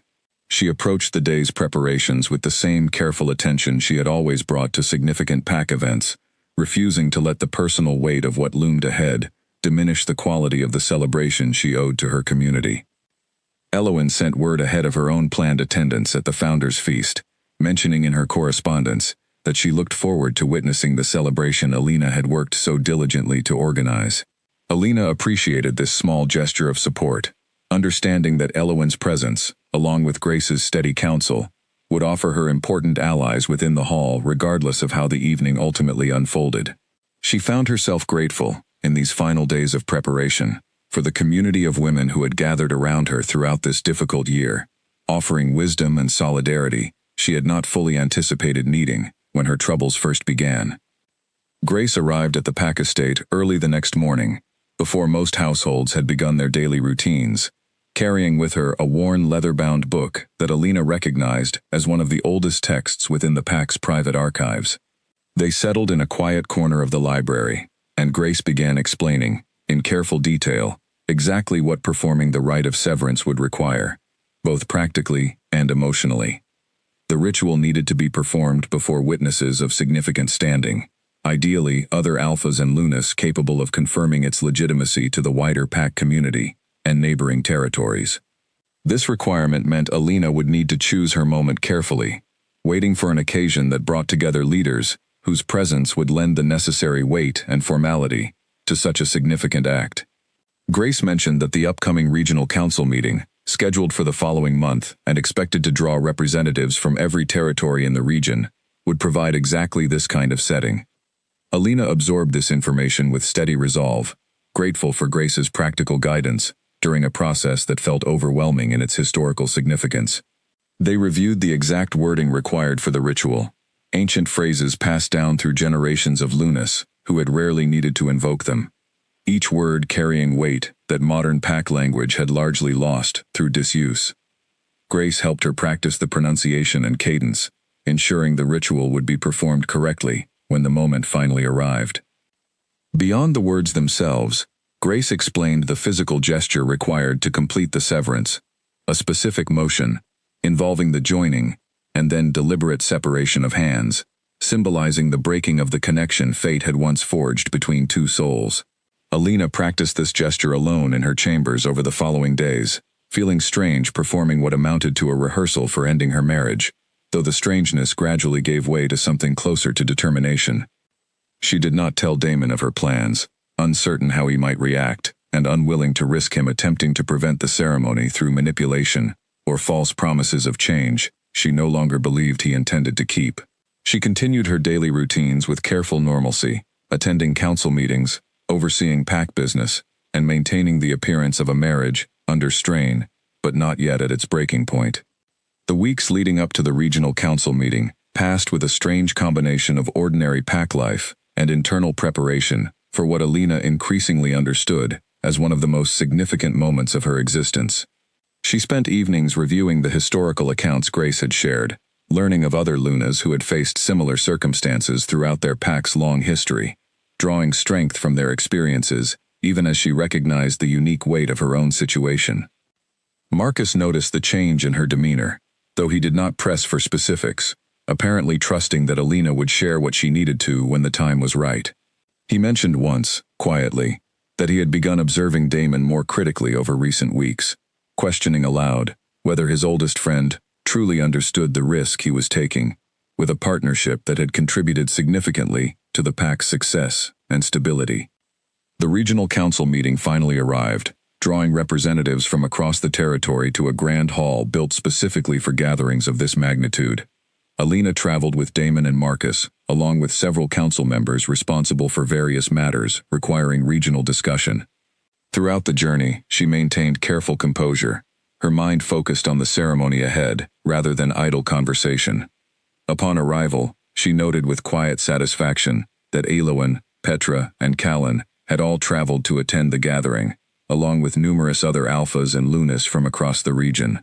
Grace had also made the journey, despite the demands such travel placed on someone of her advanced years, insisting that she wanted to witness the ceremony personally, offering support to Alina during what promised to be an emotionally significant moment. The council meeting proceeded through its first day with standard business, discussions of regional trade, defense coordination, and resource-sharing agreements, meant to strengthen the broader alliance between territories. Alina participated with her usual competence, though internally she felt the weight of anticipation building with each passing hour, knowing the moment she had prepared for approached with increasing certainty. That evening, during a formal dinner bringing together all attending representatives, Alina observed Damon and Celine, who had also traveled to the gathering, under the pretense of providing medical counsel regarding a health matter affecting several territories. Their closeness throughout the dinner, conducted with barely concealed familiarity despite the presence of so many watching eyes, confirmed once more that nothing had changed despite months of accumulated evidence and private confrontation. Alina caught Grace's eye across the hall, and the elder gave a small nod, understanding without words passing between them that the time had finally arrived. Alina spent the remainder of the dinner in quiet contemplation, mentally reviewing the words and gestures she had practiced so carefully, preparing herself for what would come after the formal proceedings concluded. As dinner drew to a close and representatives began settling into the more relaxed atmosphere that typically followed such formal gatherings, Alina rose from her seat, her heart steady despite the significance of what she intended to do. She walked to the center of the great hall, drawing attention from those nearby who noticed her purposeful movement toward a position that commanded visibility from every corner of the room. She requested, formally and clearly, the attention of the gathered representatives, her voice carrying with the authority she had cultivated through years of careful leadership. The hall gradually quieted as alphas and lunas from across the region turned their attention toward her, curious about what significant matter warranted interrupting the evening's more casual proceedings. Damon rose from his own seat, confusion evident on his features as he watched his wife command the room's attention in a manner that clearly departed from any planned agenda. Alina met his gaze steadily, feeling neither the anger nor the grief that had characterized so much of her recent experience, only a calm clarity born from months of careful consideration and preparation. She spoke, her voice steady despite the gravity of what she was about to declare, explaining to the assembled representatives that she stood before them to invoke an ancient rite rarely exercised within their pack's long history, one that would formally and permanently sever the mate bond that had once connected her to Damon Reyes, Alpha King of their territory. Gasps rippled through the hall, disbelief and shock evident on faces that had not anticipated witnessing such a significant historical moment. Damon moved toward her, his expression shifting rapidly from confusion to something approaching panic, though the formal nature of the gathering and the presence of so many watching alphas prevented him from intervening in a manner that would appear as anything other than desperate. He called her name once, his voice carrying a plea she had not heard from him in longer than she could remember, but she did not waver from her purpose. She began the ancient words Grace had helped her practice, her voice growing stronger with each phrase despite the historical weight each word carried. She spoke of a bond once formed through fate's careful design, of years spent nurturing that connection through dedication and sacrifice, and of a betrayal that had gradually eroded what once seemed unshakable, leaving her no longer bound by obligations that Damon himself had failed to honor through his own repeated choices. As she reached the culmination of the ritual words, she extended her hand toward Damon, a formal gesture required by the ceremony, despite the physical distance now separating them in every other sense. He hesitated, clearly uncertain whether participating in the gesture, even unwillingly, might somehow complete a ritual he had not consented to, but could not legitimately refuse, before so many witnesses whose presence lent the moment undeniable formality. Marcus, standing near the edge of the gathered crowd, caught Damon's eye and gave a small, almost imperceptible nod, perhaps recognizing that resistance now would only compound the damage already unfolding before every leader in the region. Damon stepped forward slowly, his hand meeting Alina's in the ceremonial gesture the ritual required, his expression a mixture of grief and disbelief that he had somehow arrived at this moment, despite months of warning signs he had chosen to dismiss. Alina spoke the final words of severance, her hand gripping his firmly, before she pulled away with deliberate finality, completing the physical gesture that symbolized the permanent breaking of their bond. The moment their hands separated, something shifted palpably within the room, an almost tangible sense of energy dispersing that left even skeptical observers with little doubt they had witnessed something genuinely significant rather than mere theatrical performance. Damon staggered slightly, his hand pressed briefly against his chest as though absorbing a physical blow, the visible toll of the severance evident to everyone watching. Celine, seated among the gathered representatives, had gone pale, her expression suggesting she had not fully understood the consequences her own choices might bring to bear on the man she had grown close to over recent years. The hall remained silent for a long moment following the completion of the ritual, every representative present absorbing the magnitude of what they had just witnessed. Alina stood tall despite the emotional weight of the moment, meeting the eyes of those who watched her, with expressions ranging from shock to something approaching admiration for the courage such an act required. Elowen was the first to move, crossing the hall to stand beside Alina, a silent gesture of solidarity that spoke louder than any words could have managed in that charged atmosphere. Grace followed shortly after, her weathered hand resting briefly on Alina's shoulder, offering comfort and confirmation that she had performed the ancient rite correctly, that the bond was now formally and permanently severed before witnesses whose standing left no room for future dispute regarding its legitimacy. Alina looked once more at Damon, standing alone now in the center of the hall, the weight of what he had lost slowly beginning to register across his features. She felt no satisfaction in his visible distress, only a quiet certainty that she had finally reclaimed something she had allowed to slip away over months of accumulated compromise and dismissed concerns. Whatever came next, for both of them, would unfold in a future no longer bound by fate's original design, but by choices they would each need to make independently, moving forward from this moment that would be remembered throughout the region for years to come. In the days immediately preceding the regional council meeting, Alina found herself reflecting on the full weight of the journey that had brought her to this point, from the first uneasy suspicions that had crept into her awareness years earlier, through months of careful observation, confrontation, and finally acceptance that patience alone would not resolve what had grown between Damon and Celine. She felt a strange calm settling over her, the kind that often followed extensive deliberation, a sense that whatever anxiety remained had been thoroughly examined and understood, rather than simply suppressed. Grace accompanied her during the final days of preparation, offering practical guidance about the exact sequence of events the ceremony would require, ensuring Alina felt fully confident in every aspect of the ritual before the moment arrived when precision would matter, before an audience of the region's most influential leaders. They practiced the ceremonial words together one final time, in the quiet of Grace's modest home, the elder nodding with satisfaction at Alina's steady delivery and clear intention. Alina also spent time during this period considering how she wished to carry herself throughout the proceedings, understanding that her demeanor during the ceremony would shape how other leaders interpreted her action, whether as an impulsive outburst born from wounded pride, or as the deliberate, carefully considered choice she genuinely believed it to be. She resolved to approach the moment with dignity rather than anger, understanding that the strength of her position rested partly on how clearly she could demonstrate that this decision emerged from principle rather than mere emotional reaction. The journey to the regional council gathering felt different from previous travels she had shared with Damon, though outwardly little had changed in their arrangements.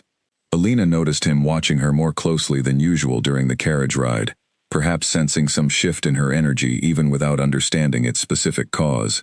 She maintained careful composure throughout the journey, offering him no indication of what awaited during the days ahead.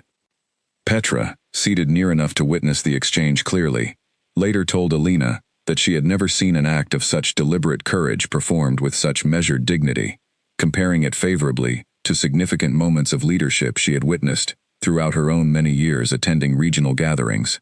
This praise, offered without flattery or exaggeration, meant a great deal to Alina in the disorienting hours that followed the ceremony's completion. News of the severance spread through the regional council gathering before the night had even fully ended, representatives from every territory carrying the story back to their own lands with a speed that surprised even those who had witnessed the ceremony firsthand. By the time Alina and the remaining pack delegation prepared for their journey home the following morning, the story had already become the primary topic of conversation among leaders throughout the region. Damon remained largely silent during the journey back to their territory, the visible weakness that had settled over him since the ritual's completion, still evident in his posture and the slight unsteadiness of his movements.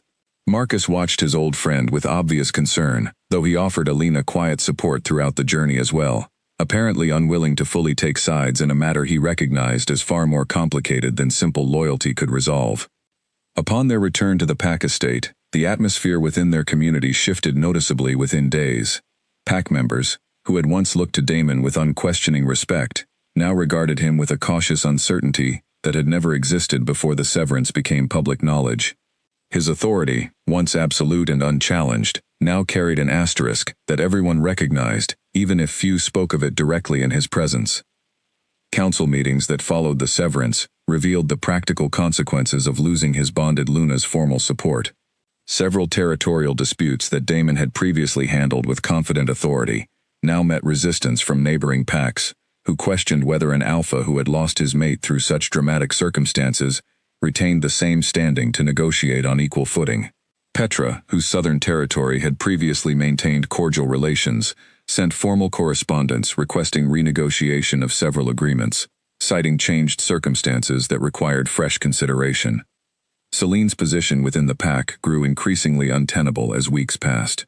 The healer, who had once moved comfortably through pack gatherings and council meetings, now found herself the subject of unwelcome attention and quiet judgment from community members, who held her at least partially responsible for the dramatic unraveling of their leadership structure.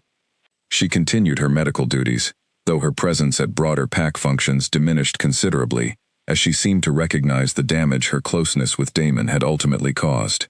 Alina, meanwhile, found herself navigating an unfamiliar existence within the pack she had served for years. The severance had freed her from formal obligations tied to her position as Damon's bonded mate, yet her years of dedicated service and demonstrated capability meant the pack community continued to seek her guidance and leadership on matters both large and small. She moved through this transitional period with careful deliberation, uncertain exactly what role she wished to occupy going forward, but determined not to simply disappear into obscurity after everything she had built. Nora and Garrick, both longtime council members, approached her privately within the first month following the severance, expressing their continued respect for her judgment and asking whether she intended to remain involved in pack governance, despite the change in her formal status. Alina appreciated their loyalty, recognizing that such continued support offered validation that her years of service had built something more permanent than simple dependence on her bond with Damon. Word of the severance had traveled far beyond their immediate region, reaching territories that Alina had never personally visited but had heard about through trade discussions and diplomatic correspondence over the years. Several of these distant packs sent formal inquiries, some seeking clarification about the circumstances, others expressing genuine interest in her potential availability for advisory or leadership roles within their own territories, having heard accounts of her skill in negotiation and pack management. Callan's Western Territory sent correspondence as well, though his message carried a more personal tone than the purely political inquiries from other regions. He wrote expressing genuine concern for her well-being following such a significant life change, along with continued admiration for the courage her public action had required. He mentioned, carefully, that his territory would welcome her insight should she ever wish to visit, an invitation that felt increasingly meaningful, as Alina considered what possibilities might exist beyond the boundaries of the only home she had ever known as an adult. Grace continued visiting Alina regularly during this period, offering wisdom accumulated over decades of witnessing pack politics and personal transformation among leaders facing difficult circumstances.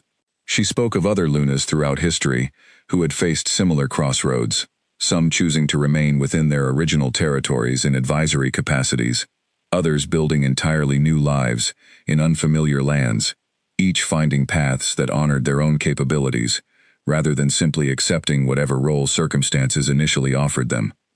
Daemon attempted, on several occasions during this period, to speak with Alina privately about what had happened, seeking some form of reconciliation, or at minimum, understanding, that might ease the guilt clearly weighing on him following the severance. Alina agreed to these conversations, though she approached them with careful boundaries, unwilling to allow old patterns of accommodation to reassert themselves, simply because circumstances had finally forced honest acknowledgement of problems she had raised repeatedly over recent years. During one such conversation, held in the same study where he had once dismissed her concerns as insecurity, Daemon acknowledged fully, for the first time, the extent of his failures throughout their marriage. He spoke of the gradual drift that had occurred, the ease with which he had allowed Celine's presence to fill spaces that should have remained reserved for his bonded mate, and the arrogance that had led him to believe such patterns would never carry serious consequences, given the supposed permanence of their fated connection. Alina listened to this acknowledgement without the satisfaction she might once have expected to feel, understanding that his recognition, however genuine, arrived far too late to repair the damage already done. She told him, honestly, that she appreciated his willingness to finally speak truthfully about what had transpired, but that such honesty could not undo the choices he had made repeatedly, over years, when he still possessed every opportunity to change course, before circumstances forced the issue. She watched him carefully during subsequent weeks, noting the visible effort he made to rebuild trust with pack members who had grown skeptical of his leadership, the deliberate distance he maintained from Celine, as he apparently attempted to demonstrate genuine commitment to repairing his standing within the community. Whether these efforts reflected authentic transformation or simply pragmatic response to political necessity remained unclear, though Alina found herself less invested in determining his true motivations than she might have been in earlier months. Her own path forward began taking clearer shape as the weeks progressed. She continued advising the Pack Council on matters where her expertise proved valuable, maintaining relationships with communities she had spent years serving, while also beginning to explore possibilities that existed beyond the boundaries that had once defined her entire existence. She corresponded regularly with Petra, whose southern territory offered potential opportunities for the kind of diplomatic work Alina had grown skilled at over her years as Luna.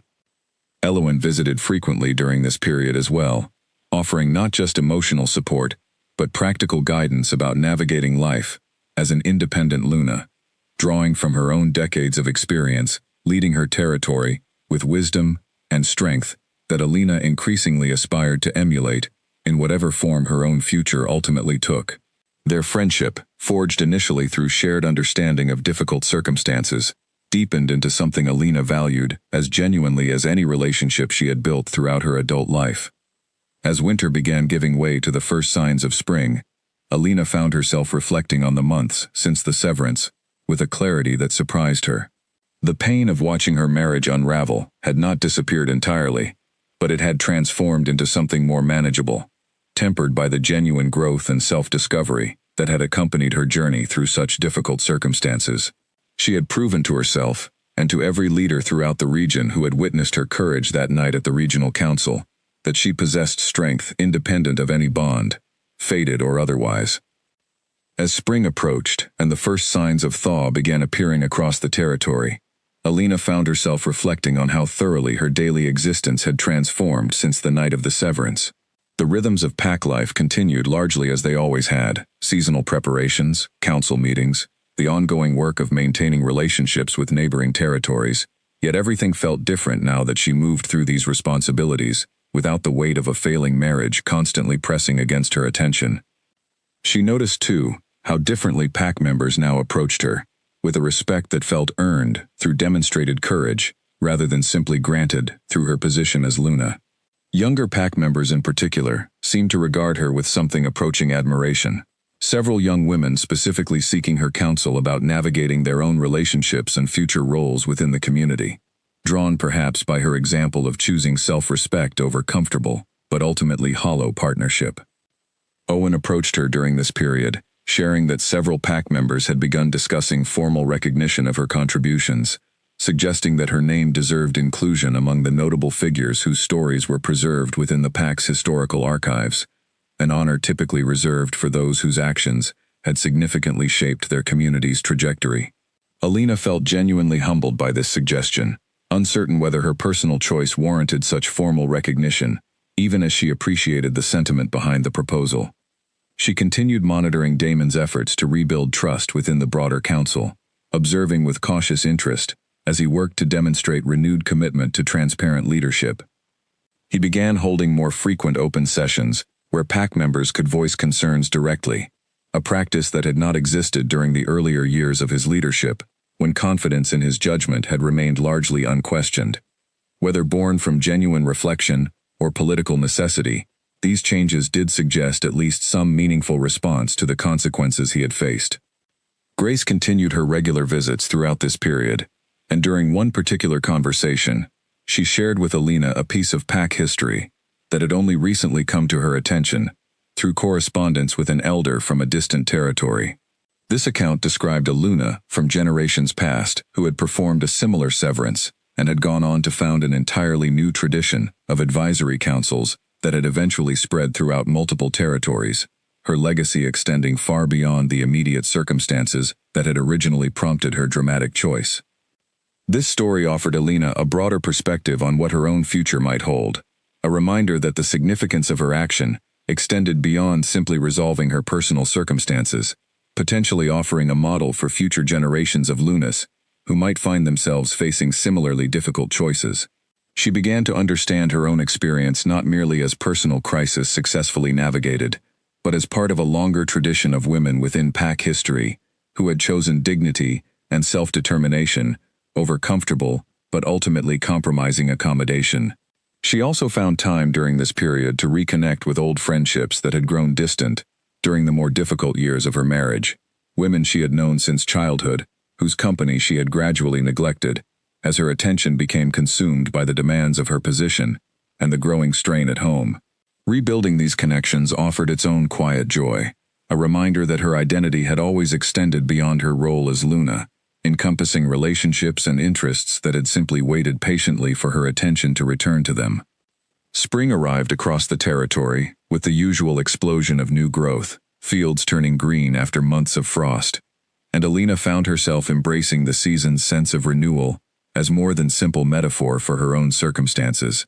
She had spent the winter months rebuilding her understanding of herself outside the framework of her former marriage, and as warmer weather settled over the packlands, she felt genuinely ready to consider what possibilities the future might hold. Petra's correspondence had grown increasingly specific over recent weeks, culminating in a formal invitation for Alina to visit the Southern Territory to discuss a potential advisory position focused on strengthening trade relationships between multiple regions. The proposal intrigued Alina considerably, offering an opportunity to apply her considerable skills in a new context while maintaining connections to the broader region she had called home for her entire life. She discussed the invitation with the Pack Council before making any final decisions, wanting to ensure her potential departure would not create instability for a community still working to rebuild confidence in its leadership structure following the dramatic events of winter. Garrick and Nora both expressed support for whatever path she chose to pursue, acknowledging that her continued growth and success, wherever it occurred, would ultimately reflect well on the pack that had shaped her into the capable leader she had become. Marcus, in a private conversation that revealed the complicated loyalty he had maintained throughout the entire ordeal, told Alina that he believed she deserved the opportunity to build something entirely her own, free from the shadow of circumstances that had defined so much of her recent life.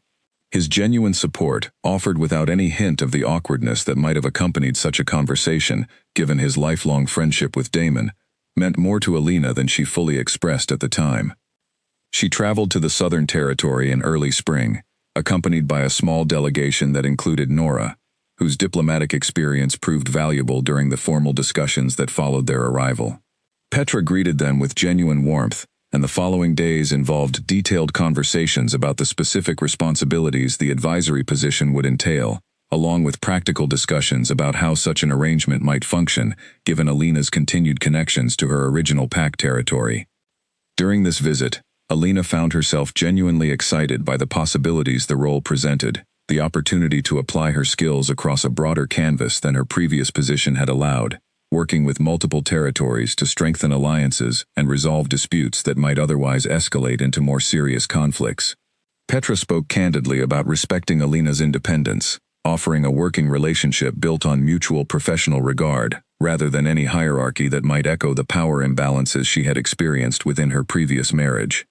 Callan's territory lay along the return route from the southern lands, and Alina accepted his standing invitation to visit briefly before completing her journey home. Their meeting unfolded with the same easy comfort that had characterized their earlier conversations, though this time, freed from the complications of her former bond, Alina allowed herself to notice more fully the genuine connection developing between them. They spent an afternoon walking through Callan's territory, discussing his own approach to leadership, his philosophy regarding balance between tradition and necessary progress, and his evident respect for capable leaders, regardless of gender or formal position within pack hierarchy. Alina found herself sharing thoughts and aspirations she had not fully articulated even to herself, comfortable, in a way that felt both familiar and entirely new, given the circumstances that had brought them together. Before her departure, Callan spoke plainly, without pressure or expectation, that he valued their growing friendship and would welcome whatever form their continued connection might take, whether purely professional collaboration between neighboring territories or something that might develop into deeper personal significance over time. Alina appreciated his honesty and his patience, recognizing that she was not yet ready to consider anything beyond friendship given how recently her marriage had ended, but grateful nonetheless for a connection built entirely on mutual respect rather than obligation or fate's predetermined design. She returned to her home territory with renewed clarity about the path forward, accepting Petra's advisory position while negotiating terms that would allow her to maintain meaningful involvement with the pack that had shaped her identity for so many years. This arrangement felt like the right balance, honoring both her deep roots within her original community and her desire to build something new and independently defined by her own choices, rather than circumstances imposed by others. The Pack Council formally acknowledged her new role during a gathering that spring, celebrating her continued contributions, even as she prepared to expand her responsibilities beyond their immediate territory. The gathering felt markedly different from the tense celebrations of winter months. Community members genuinely engaged in honoring her accomplishments, rather than whispering speculation about personal difficulties that had once dominated every social occasion. Damon attended this gathering as well, his position as Alpha King requiring his presence at significant pack events, regardless of the changed relationship between them. He offered formal congratulations during the ceremony, his words measured but seemingly genuine, and Alina accepted them graciously, having reached a place where she could acknowledge his presence without the emotional turmoil that had characterized their interactions in earlier months.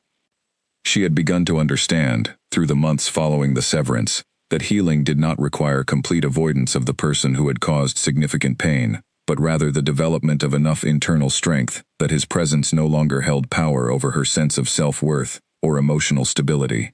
This growth felt like perhaps her most significant accomplishment throughout the entire ordeal, more meaningful even than the courage the severance ceremony itself had required. As she prepared to begin her formal duties with Petra's territory while maintaining her advisory role at home, Alina reflected on how dramatically her circumstances had shifted since that painful evening at the Alpha Summit, when she had walked alone into a hall while her husband entered with another woman at his side. She had transformed that moment of profound humiliation into the catalyst for reclaiming an identity and purpose entirely her own, built on capabilities she had always possessed, but had allowed to become secondary to her role as someone else's mate. Grace, during one of their final conversations, before Alina's expanded responsibilities took her further from home more frequently, offered a final piece of wisdom that Alina carried with her into this new chapter of her life. The elder spoke of how fate might choose initial connections, but true strength lay in the choices individuals made afterward, in how they responded to circumstances that tested their resolve and character. Alina had proven, through months of difficult decisions and ultimate courage, that her strength had never truly depended on any bond, fated or otherwise, but had always existed within herself, waiting for circumstances to reveal its full depth. The formal negotiations with Petra's territory required several additional visits throughout the following weeks, each journey offering Alina new insight into the broader region beyond her original pack's boundaries. She found herself genuinely energized by this expanded scope of responsibility, applying skills she had developed over years of pack governance to challenges that required fresh perspective and creative problem-solving across territories with vastly different traditions and priorities.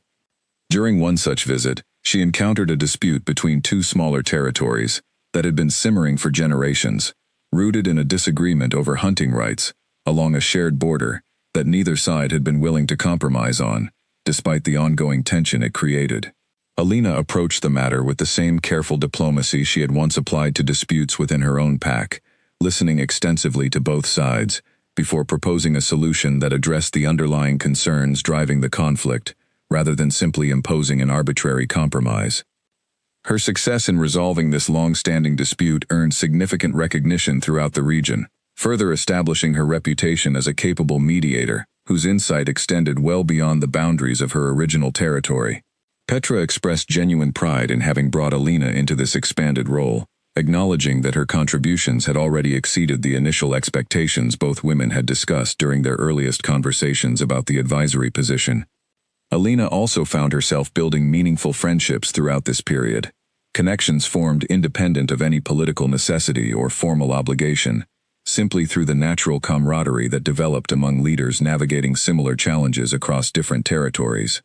Ivy, the younger Luna she had first met at the winter gathering, became a particularly valued friend, the two women corresponding regularly and offering each other support and perspective as they each navigated the particular pressures of their positions. She thought often, during quiet moments amid her busy schedule, about how dramatically her sense of identity had shifted over the preceding months. Where once she had defined herself substantially through her role as Damon's mate, she now understood her own capabilities and worth as something entirely independent, built through her own choices, and demonstrated competence, rather than any status conferred through fate's original design. This shift felt like perhaps the most significant transformation of her adult life, more meaningful even than the courage the severance ceremony itself had required. Callan's continued presence in her life offered a different kind of support during this period. Not the professional collaboration she shared with Petra, or the personal friendship she had built with Ivy, but something that continued deepening in ways both familiar and entirely new. Their correspondence grew more frequent as spring progressed, and Alina found herself genuinely anticipating his letters, appreciating the thoughtful observations he shared about both pack politics and matters entirely unrelated to formal responsibility. During one visit to his territory, ostensibly to discuss coordination between their respective advisory relationships with Petra's lands, Callan showed her aspects of his territory's history and traditions that extended well beyond formal business, sharing stories passed down through his own family that illuminated the particular values his leadership sought to embody. Alina found herself genuinely moved by his willingness to share such personal history, recognizing the trust such openness required, and appreciating the reciprocal vulnerability that had grown gradually between them over recent months. She wrote to her own mother during this period as well, sharing details of her expanded responsibilities and the genuine fulfillment she found in this new chapter of her life. Her mother's response, warm and proud, reminded Alina of the values instilled in her since childhood, the importance of maintaining her own sense of self, regardless of whatever role, circumstance, or fate might assign her. She kept this letter close during the following weeks, returning to its words whenever doubt occasionally crept into her otherwise settled confidence. A full year had passed since the night Alina performed the ancient rite before the assembled leaders of the regional council, and as autumn settled once more over the territory, the pack prepared for another Alpha Summit, the same annual gathering where the original humiliation had first set this entire journey into motion. Alina approached this year's summit with an entirely different sense of purpose than she had carried 12 months earlier. no longer the wounded Luna uncertain of her standing, but an accomplished advisor, whose reputation now extended across multiple territories throughout the region. Her work with Petra's southern territory had flourished over the preceding months, resulting in strengthened trade relationships and resolved disputes that had once threatened to destabilize the broader regional alliance. Her continued advisory role with her original pack had also proven valuable, the community benefiting from her insight, even as her formal position within their hierarchy had fundamentally changed following the severance. She arrived at this year's summit not as anyone's mate, but in her own right, invited specifically for her demonstrated expertise in diplomatic matters affecting the entire region. Damon's standing within the summit had shifted considerably over the past year, the consequences Grace had predicted following the severance proving accurate, in ways both subtle and significant. Other alphas continued to treat him with the respect his position formally required, but an undercurrent of caution remained, a recognition that his judgment had once faltered significantly enough to cost him his bonded mate through the most dramatic circumstances anyone present could recall. He had worked diligently over the year to rebuild trust, and his efforts had yielded some success, though the process remained ongoing. Celine no longer accompanied him to significant gatherings, their connection having apparently dissolved sometime during the months following the severance, though Alina had heard only fragments of the details and had not sought further information given her own focus on building an independent future. She felt no particular satisfaction in whatever had transpired between them, having moved past the point where their relationship held any significant emotional weight in her own life. The summit proceeded through its formal opening ceremonies, and Alina participated as an invited advisor rather than any territory's Luna, offering insight on trade matters and diplomatic strategy that drew genuine respect from alphas and Lunas alike, who had witnessed her transformation over the preceding year. Elwyn and Petra both greeted her warmly upon arrival, their friendship having deepened considerably through the shared experience of the past year's significant events. Callan attended the summit as well, and their friendship had continued developing steadily over recent months, through correspondence and occasional visits between their respective territories. Alina had grown to genuinely treasure his presence in her life, appreciating the patience he had shown throughout her healing process, never pressuring her toward anything beyond what she felt ready to embrace. Their conversation during this summit carried the easy warmth of established friendship, though something had shifted subtly over recent months, a deepening that both seemed to recognize, without needing to name it explicitly. During a break in formal proceedings, Damon approached Alina privately, requesting a brief conversation away from the crowded summit hall. She agreed, curious what he might wish to discuss, given the year that had passed since their significant confrontation in this same setting. They walked together to a quiet courtyard adjacent to the summit building, the autumn air carrying the same crispness that had characterized their conversation on the balcony exactly 1 year earlier. Damon spoke first, acknowledging the significance of standing in nearly the same location where their marriage had publicly unraveled 12 months prior. He told her, with evident sincerity, that the past year had forced him toward genuine reflection about the choices that had led to that moment, understanding finally, in ways he had resisted throughout their marriage, exactly how his neglect and divided attention had contributed to the breakdown of something that once held genuine value. He did not ask for reconciliation, recognizing perhaps that such a request would be both unwelcome and inappropriate given everything that had transpired. Instead, he simply offered gratitude for the years they had shared, before circumstances soured, and genuine respect for the strength and courage she had demonstrated throughout the difficult process of reclaiming her independent identity. He mentioned that he had heard of her successful work with Petra's territory, and that pride in her accomplishments, however complicated by their history, remained genuine. Alina listened to this acknowledgement with a sense of peace she had not anticipated feeling, having wondered occasionally over the past year whether facing him again in this significant setting might reopen wounds she had worked hard to heal. Instead, she found herself capable of accepting his words with grace, recognizing the growth evident in his willingness to speak honestly, rather than continuing the defensive patterns that had characterized so much of their marriage's final years. She told him, honestly, that she held no lingering anger toward him, that the distance and independence she had built over the past year had allowed her to view their shared history with clarity rather than bitterness. She acknowledged the good years they had shared, the genuine partnership that had once existed before circumstances allowed it to erode, while also affirming that she had no desire to return to that chapter of her life, having built something entirely new and deeply fulfilling in its aftermath. Their conversation concluded with a mutual respect that neither had anticipated finding possible, given the dramatic circumstances of their separation, a recognition that both had grown significantly through the challenges of the preceding year, even if that growth had ultimately led them toward entirely separate futures, rather than any path back toward each other. They returned to the summit proceedings as colleagues bound by shared history rather than any remaining obligation, a resolution that felt appropriately mature given everything both had experienced. As the summit drew toward its conclusion, Alina found herself standing once more at the entrance where the original humiliation had unfolded, exactly 1 year earlier, though this time she stood there by choice, surveying a room where her presence commanded respect, earned through her own accomplishments, rather than any formal title bestowed through fate's original design. The transformation felt complete, the wounded Luna, who had once walked alone into this hall, now replaced by a confident advisor, whose reputation extended across multiple territories throughout the region. Callan found her there, and together they watched the final formal proceedings of the summit conclude, representatives from across the region preparing for their respective journeys home. He mentioned, quietly, that he intended to visit her home territory in the coming weeks, ostensibly to discuss continued collaboration between their territories, though his expression suggested motivations that extended beyond purely diplomatic concerns. Alina found herself genuinely looking forward to that visit, ready finally to explore what possibilities might exist beyond the careful friendship they had maintained throughout her year of healing and growth.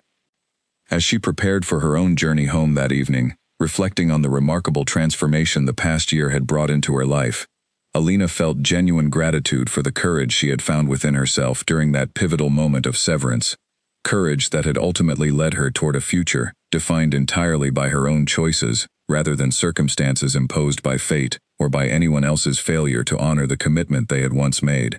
She had lost a bond that fate had chosen for her, but in its place, she had found something far more valuable: complete ownership of her own identity, her own strength, and her own future, built entirely through the courage to choose herself when everyone and everything else had failed to choose her first.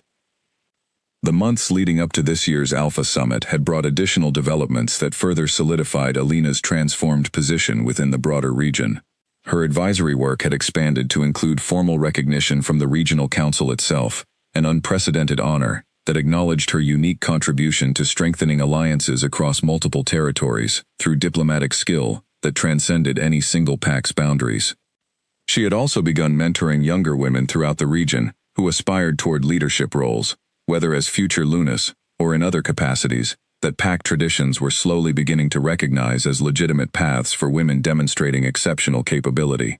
This mentorship work brought Alina genuine satisfaction, allowing her to share the hard-won wisdom of her own journey with those who might benefit from her experience, without needing to endure the same painful circumstances that had ultimately shaped her own growth. Nora and Garrick, both instrumental in supporting Alina throughout the most difficult periods of the preceding year, had continued advocating for her formal recognition within her original pact's historical records, and this year's Founders Feast, held shortly before the Alpha Summit, had included a formal ceremony honoring her contributions to the community's stability and growth throughout a period of significant transition. Alina had accepted this recognition with genuine humility, understanding that her own journey had ultimately strengthened, rather than diminished, the pact that had shaped her. As the summit proceedings concluded and representatives began their preparations for departure, Alina found herself reflecting on the remarkable arc of transformation that had unfolded since that painful evening exactly 1 year earlier, when she had first walked alone into this same hall. She thought about the young woman she had been then, uncertain and hurt, unable to fully imagine the strength she would ultimately discover within herself when circumstances demanded nothing less than complete reckoning with a truth she had spent too long avoiding.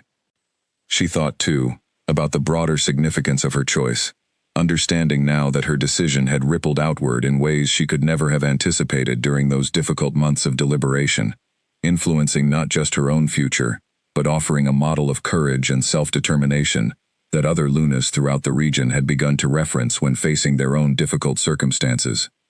Elowen had mentioned, during a recent visit, that at least 2 other territories had witnessed similar situations resolve through invocation of the ancient rite, Lunas drawing directly on knowledge of Alina's example when finding themselves trapped in circumstances no longer worth preserving.